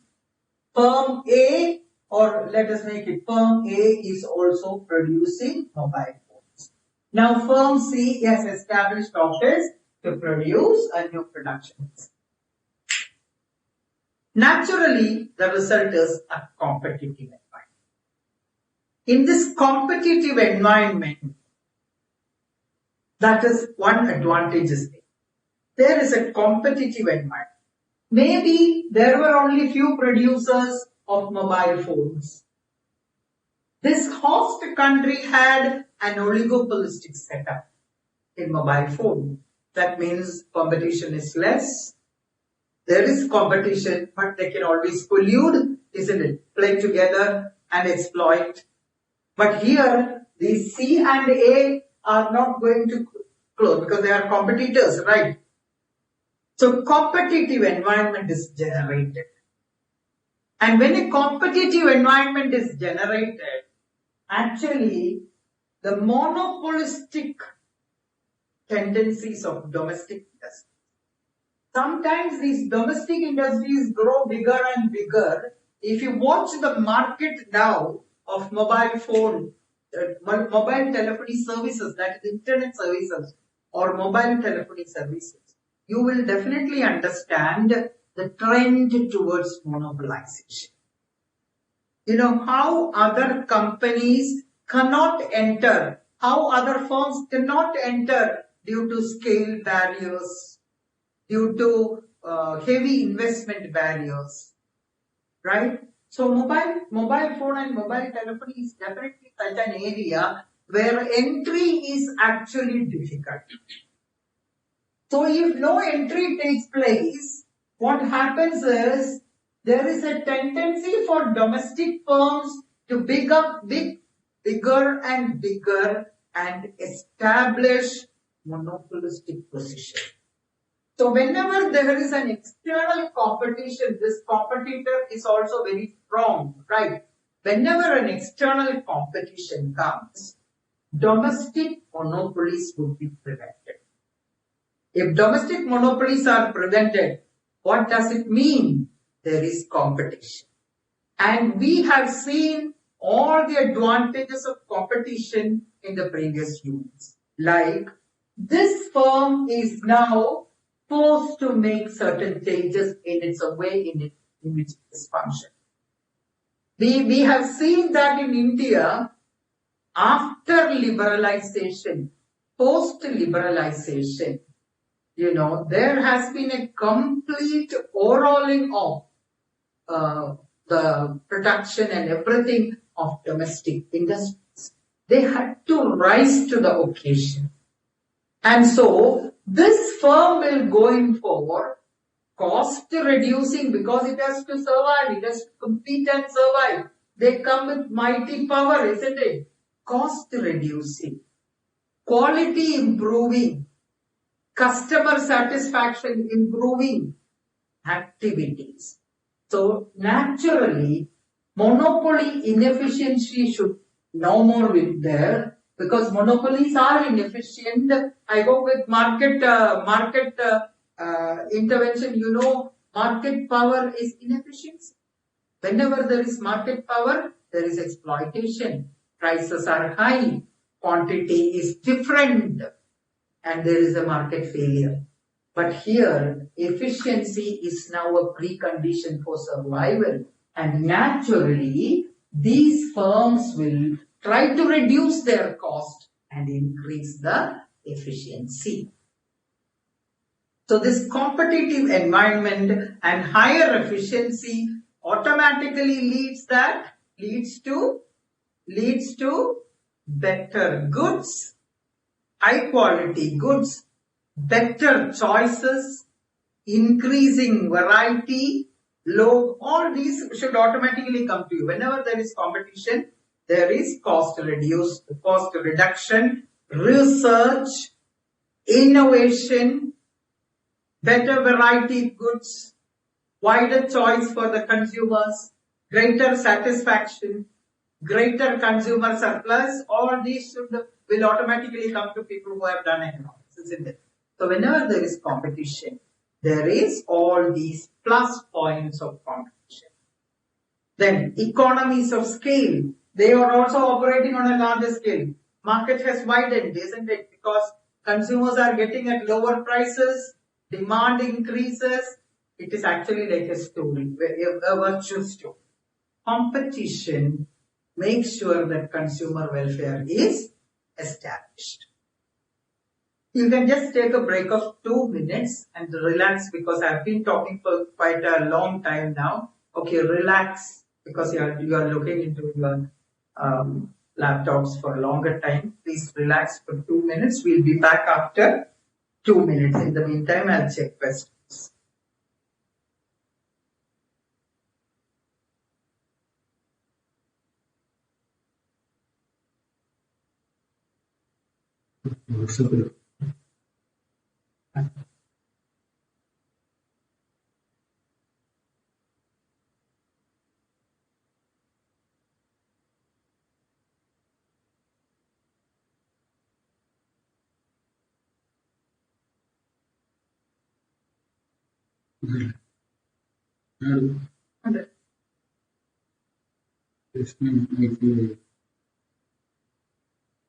Impact demonetization has on 2008 notice demonetization.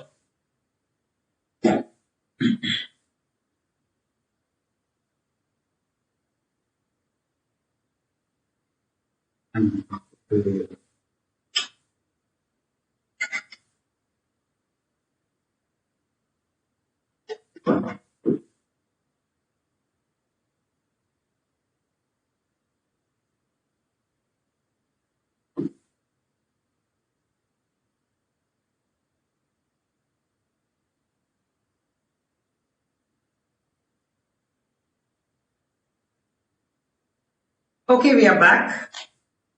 There is only one query, and that is not much related to this topic, but still I will answer. That is, what effect was there for demonetization of 500,000 and 2,000? Please note, demonetization took place only for 500. 2,000 notes we do not know whether it will happen or not. Actually, the true impact of demonetization is not well studied. Because there are so many changes in the economy, you can't pinpoint and say that this is due to demonetization. Of course, demonetization would have been a good choice if it was done properly. It was very haphazardly done, and what happened is, the liquidity in the market, that was very heavily affected, and many industries were negatively affected, especially small-scale industries. And it took quite a long time for people to accommodate themselves to these tragedy that happened to people. So it has definitely had a negative impact on the economic performance, even though some of the negative impacts are actually exaggerated by opposition, but still the impact is really negative. Because a nation like this, like ours, where financial infrastructure is not very good, everybody cannot be swiping a bank account and taking money. There are even people now in less advanced states where they do not even know about demonetization, and people still keep 500 rupees with them. And thinking that 99.5% of the money came back to the exchequer in return, it would have been an exercise which is a waste. and its implications on the economy cannot be segregated from other implications. But by and large, it had high negative impact. Definitely, it had negative impact. And I don't think Modi government will again go for a demonetization without proper safeguard. Hope so, and let us hope it will not happen. But there is one signal it has given. That is monetization of all activities, universal banking, and those who are evading, taxes and all. It is a warning for them. But what we find is corruption is there on the one side. People who want to really cheat can even now cheat. Once a stringent, I cannot take 50,000 rupees from the bank because I am bound to obey all the rules of the country. But we find crores and crores being handled by politicians, crores and crores being handled by drug traffickers. So if a rule is there, that rule should be properly implemented. So in a country where there is corruption, such type of activities are going to be unsuccessful, even if it is attempted even more. Okay, I hope it is clear for you and it is satisfactory for you. And it is a big question to be, discussed in a learned group of people. But consensus, they will not come to an agreement because there are always political ideologies, and whatever your political leader does has to be supported by you. You will vehemently support what one political leader. That is the theory of politics, isn't it? So it is very difficult to come to a consensus, but it had given great hardship for poor people. Rich people somehow survived. Poor people and people who were doing petty jobs and small businesses, they were put into hardships, untold, and not compared that much of trouble. Now we go back to our lesson. What are we studying now? We are studying the impact of foreign investment.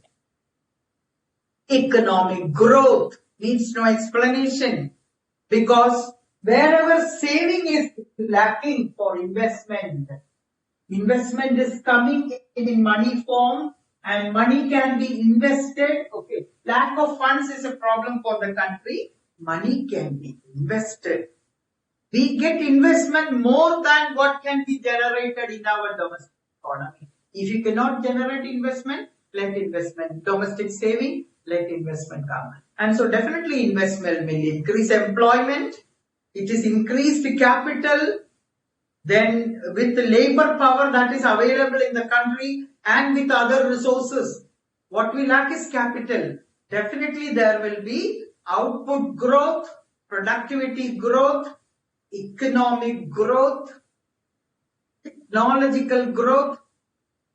Production processes have undergone, because mostly foreign technology, there is always a dispute whether good technology comes or bad technology comes. Whatever it is, a better technology than what we have definitely has come. And so technological growth, growth in management skill, or this team type of work, our work culture of formation of teams, and the difference in the hierarchy system, having only the right number of people, right number of people for the jobs. Our marketing methods have undergone change. So know-how definitely has increased. Then human capital skills also have increased. That is, without any doubt, we can say human capital skills have actually improved. There is more of an understanding that acquiring education and acquiring practical skills and technical skills is very important. And people are trying to acquire also. So that leads to growth. Then, rate at which growth is going fast is all very fast. From the periods of time, we understand the things that have taken place in the infrastructure after we opened up. The changes that have taken place in the financial market. As I told you earlier, no, you read about the Indian monetary policy, it is exactly like the Federal Reserve policy. So that type of an integration has actually enhanced capabilities for growth. Then labor outcomes. Labor outcomes. That is the next. What are the outcomes of labor? Employment has definitely increased. Income of laborers have definitely increased. Direct employment has increased. Not only direct employment, indirect employment. Maybe the people are employed in such projects that are taken up by foreign investors. But there are so many, for any investment, we say in economics, there are spillover effects. You remember externality in this study. Maybe this industry will be employing only 5,000 people. But there are many ancillary industries, there are many supply chains, there are many marketing chains, all types and kinds of people like skilled, unskilled. You have studied your multipliers. The multiplier effect on employment, multiplier effect on income. One person, these persons' income become, expenditure becomes somebody else's income. It is definitely more money in the hands of the people. Direct employment, more money, multiplier effect. Then I think after this opening up for investment, the rate at which wages grew is also very important. That is higher wages for skilled jobs. Earlier we could never think of, lakhs of rupees being paid to Indian employees. Now it has become a norm to pay higher wages for skilled people. And for unskilled people, less educated people also, you go to, that is if you have a doubt, you go to this techno parks, info parks, these are the names we call it here, or all these industrial parks, etc. It is not only highly educated people, call centers, etc. It is not the educated people alone who work.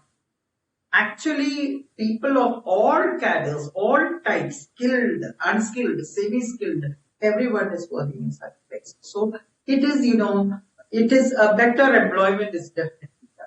Then you understand it when COVID came. So many people lost their job, isn't it? That means these people were really employed in one way or the other. Then a work culture, productivity standards. Productivity is something that we ignored in India for a long time. That is, one person will be employed, he'll do whatever he can. So like that, the focus on productivity was, measurement of productivity was not there actually. So it is when foreign capital started coming, all the need for reducing cost. So actually, relatively more importance is now given to productivity, measurement of productivity, productivity standards. As I said yesterday, this 5-day week itself is a foreign concept, not an Indian concept. Indians work all 7 days, used to work all 7 days, isn't it? Then that awareness, in economics we have a theory that is people should be paid equal to their productivity. That is, marginal productivity of labor decides the wage. That productivity awareness has come. That is, even among employees also there is an attitudinal change. A change towards the need for productivity. You talk to people who are working in any organization, other than maybe our old traditional type of, even in government jobs, productivity has become important. So actually, overall human resource development has definitely taken place. That is the labor, impact on labor. Then we take another category of impact, that is on structural and institutional reforms of the economy.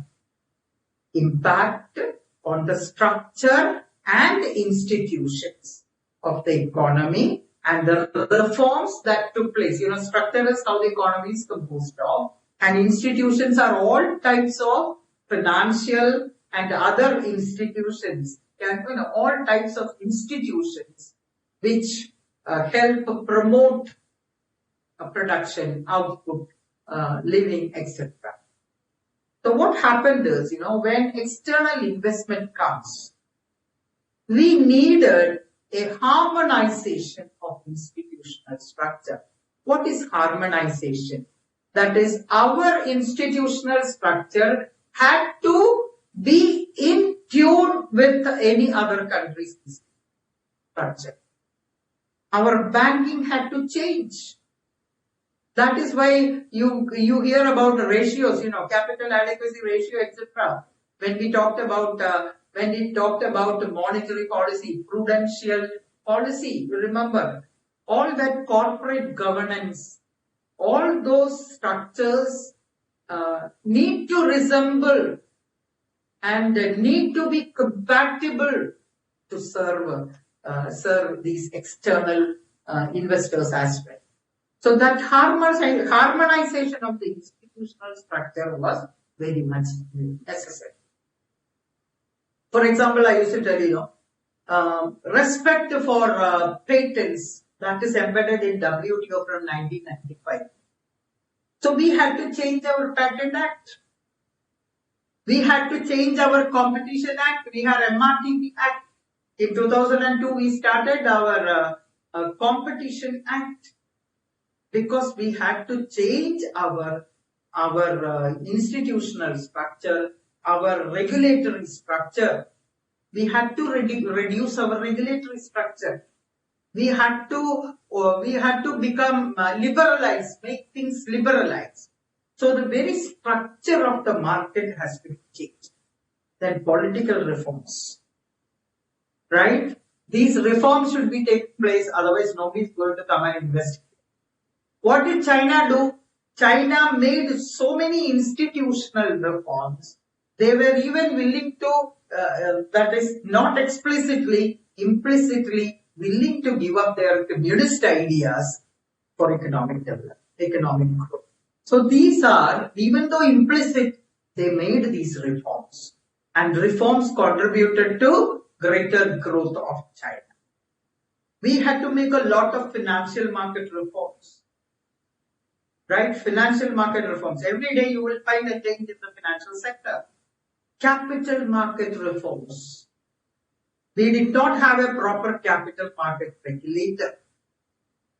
Right? So we have a well-regulated capital, efficiently functioning security market. A good market for government securities. A well-defined legal system, that is also our structural and institutional change. Legal system where property rights would be established. Then our macroeconomic policies, our monetary policy compatible with international policies. Our trade policy compatible with international policies. And so, structure of our market. Earlier, structure of our market was not this competitive. Okay. Now, the competitive structure of the market is ensuring efficiency. This is made possible. So, what is the point we are discussing now? We are discussing about the structural and institutional reforms that was necessitated and that is positive. Then comes, financial market. Then in the international arena also, we have started giving, not only we, most of the countries have started giving access. We get access to foreign markets. We can promote our exports because whenever there is bilateral or multinational or multilateral relationship, it is easy for us to export because anybody who comes to this country is not producing to sell in India alone. No. They are not going to sell in India alone. They are producing for some reason or the other. They are establishing production unit in India for some reason or the other. And I don't think they expect all the output to be sold in India itself. That means our export earnings will increase, our foreign exchange can be secured, and this is a source of new tax revenue for the government, and our balance of payment will become better. All these terms you understand now. Our trade balance will be better, our balance of payment will be better. All these plus points. So you should be able to categorize the plus points. And I think you have some idea now about the plus points. And as students, you might have heard very strong debates about should we allow such and such a firm to come in? What will happen? They will exploit. Some people argue that foreign investment should be freely coming. But some people argue that they are very dangerous for the economy. These are 2 points of view. We have finished discussing the first point of view.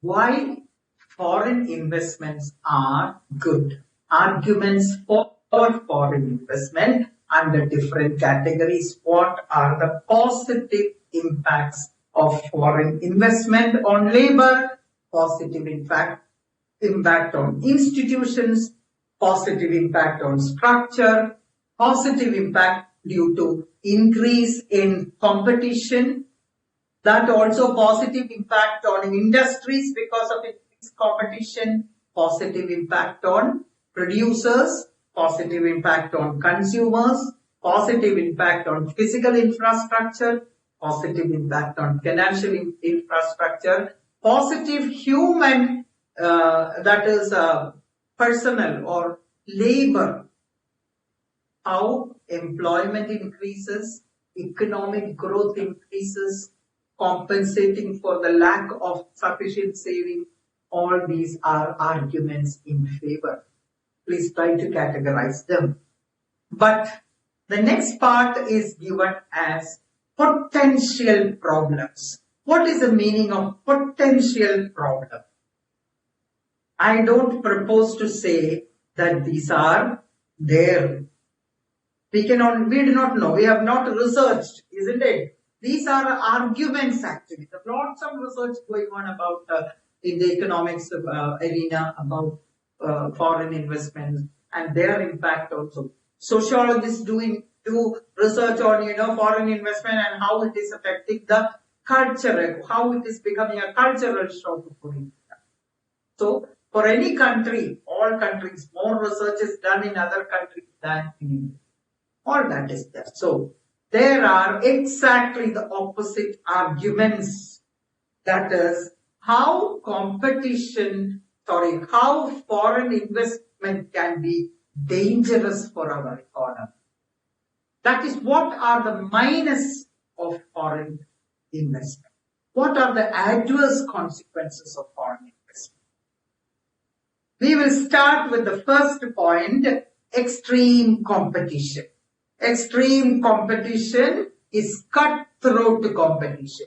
Why is that there is extreme competition? Because those firms who are coming, those who are investing in our country are not petty shops in other countries. They are huge financial powers, having multiple operations in multiple countries. Their financial might is uncomparable. Of course, we have also very few big financial houses, but these are huge. So, unequal competition. What is unequal competition? Indian entities are small, okay, or the host country entities, usually it is developing or developing countries. These host country industries are small. And these are, the foreign investors have great financial might of every type, high degree of market power, Now I can communicate. High degree of market power, monopoly positions, right? And this is unequal competition. The mighty people competing with or competing with the host country, small, less market power, building industries. So what happens is, it will lead to decreasing ability to compete of domestic companies. Decreasing ability. And it is not only compete, sometimes survival is also very good. They will not survive in the competition. These people will come and swallow them, right? Swallow them up so that survival becomes. So these domestic firms will be driven out. Same point we have done before. Driven out. What happens if many industries get driven out? Lots of problems like economic displacement of labor, loss of production, lots of spillover effects in the economy and the society. Now, whenever such big firms are present, the entrepreneurs in the host country, the host country entrepreneurs, they find it very difficult to enter. They find it very difficult to enter. And so, such strong national firms, for example, if Sony is coming, which Indian firm is going to compete? If Microsoft is coming, which Indian firm can compete and survive? If Samsung is coming, which Indian firm can actually survive? Right. So, this survival and even entry of the firms becomes very difficult. So, extreme competition, local competitors, are forced to go up. And also these people will have anti-competitive and anti-ethical practices. Anti-competitive and anti-ethical practices like predatory pricing. There are hundreds, I am only mentioning now. One, okay. Predatory pricing, charging a very low price so that these people cannot survive. Charging predatory pricing. Market power, wielding very high levels of market power creates problems for the domestic end. Then why are these people coming here? Profit orientation. Very highly focused on profit, all the negatives of profit orientation. That is too much of exploitation, too much of exploitation of our resources, environmental damage, labor exploitation, right? Somehow or the other make profit. That is the only objective. They are not interested. The foreign investors are not genuinely interested in the development needs of our country. And if they make profits, okay, they make profit and they take it back to their country. They repatriate the profit. Because we are allowing generous repatriation. If repatriation is not allowed, investment will not come. They take back. You remember earlier, welfare effect. Our measures of welfare do not reflect GDP, GNP. They really do not reflect what is really the, they do not really reflect the measure of welfare. And profits are returned means exchange rate problem. Lot of outflow of money. Large scale repatriation. And it is very stressful for any country which has balance of payment problems. Because money is taken away. How is money taken away? They convert it into dollars, take it away. Right? So, are we able to export sufficient and get money so that these people will take away their money? Not possible. So, repatriation of profits has a negative effect on exchange rate, balance of payment. Slowly you will recognize because we are learning other chapters. Labor outcomes I don't have to mention. That is First of all, their mode of production, big multinational firms will have capital intensive production. What is capital intensive? They will mechanize their systems and processes. Capital intensive production. So when capital intensive production takes place, will more labor be absorbed? No. Labor absorption becomes. It is not good for a country like India because we have excess labor. And many times, these labor laws will be diluted. These are big entities, there will be pressure on the government to relax the labor laws. And so labor exploitation, long hours of work, and what type of jobs do laborers get? Only routine job. All the decision-making jobs, they are not going to entrust it with us. When I speak about this, you are probably thinking of, blue collar, white collar. All these jobs will be left for the host country. Important jobs will be retained by the home country.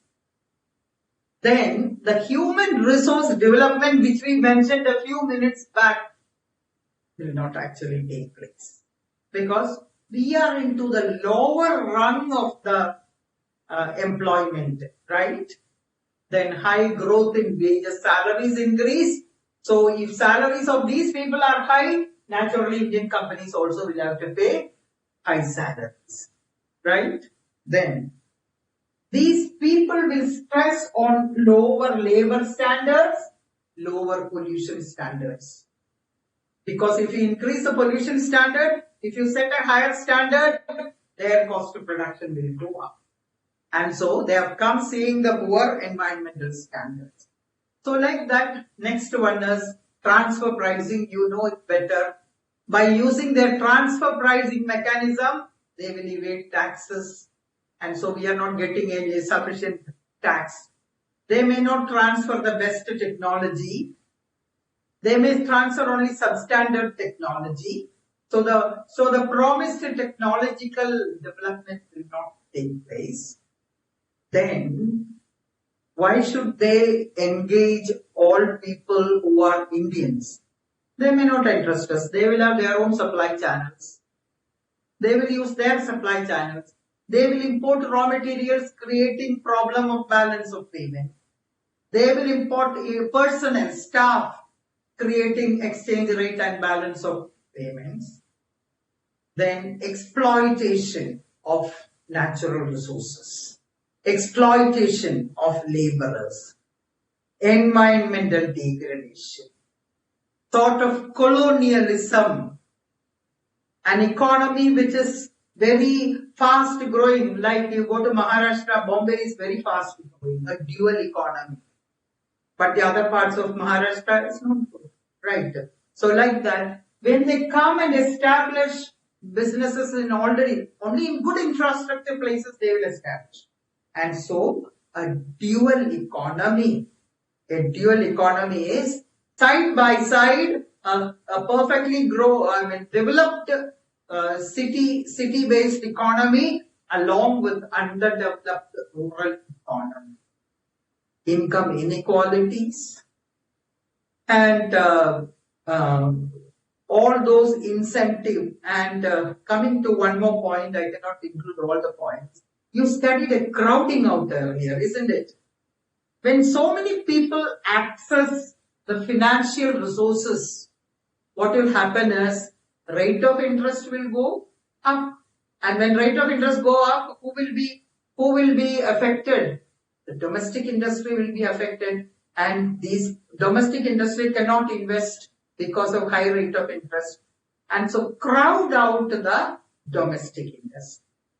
And these are distorted. Then our cultural effect on our culture, effect on consumerism. We all want the mobile phones in our pockets. We have all Western culture, okay, most of us. And Production is oriented. You see, every day a car company is producing a new car, a new model of car with a slight variations. Everything inside is the same. Outside they will make some. So we are actually diverting our resources to production of goods which are consumed by rich people, and poor people always suffer, right?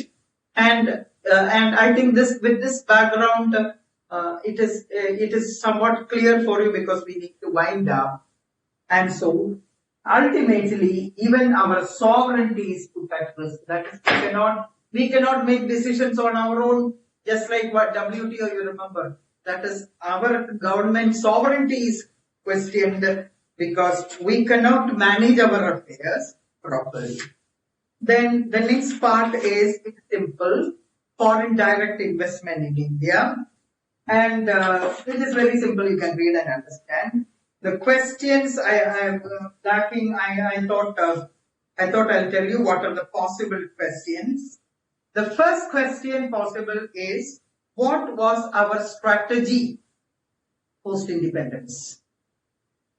Post-independence strategy was import substitution strategy. That is page number 177.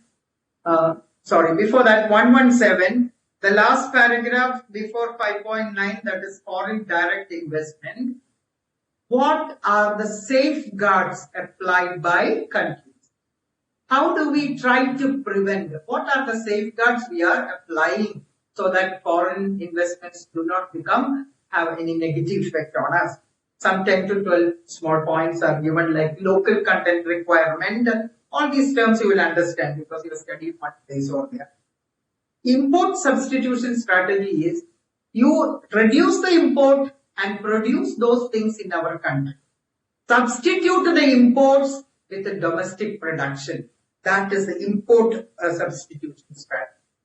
So till 1980s, we believed that we should produce things rather than buy from other countries.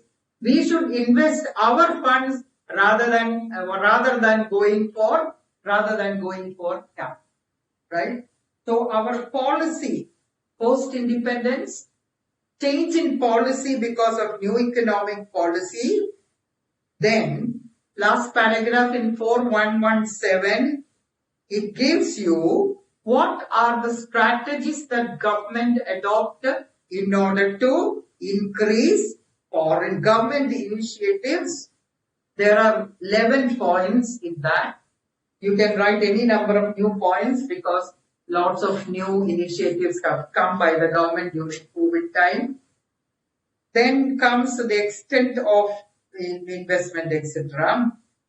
Then another question is, which are the routes in which investment can come?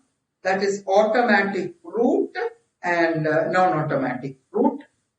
Then how an Indian company can receive, that is page 4118, an Indian company can receive foreign investment, issue of FDI compliant instruments.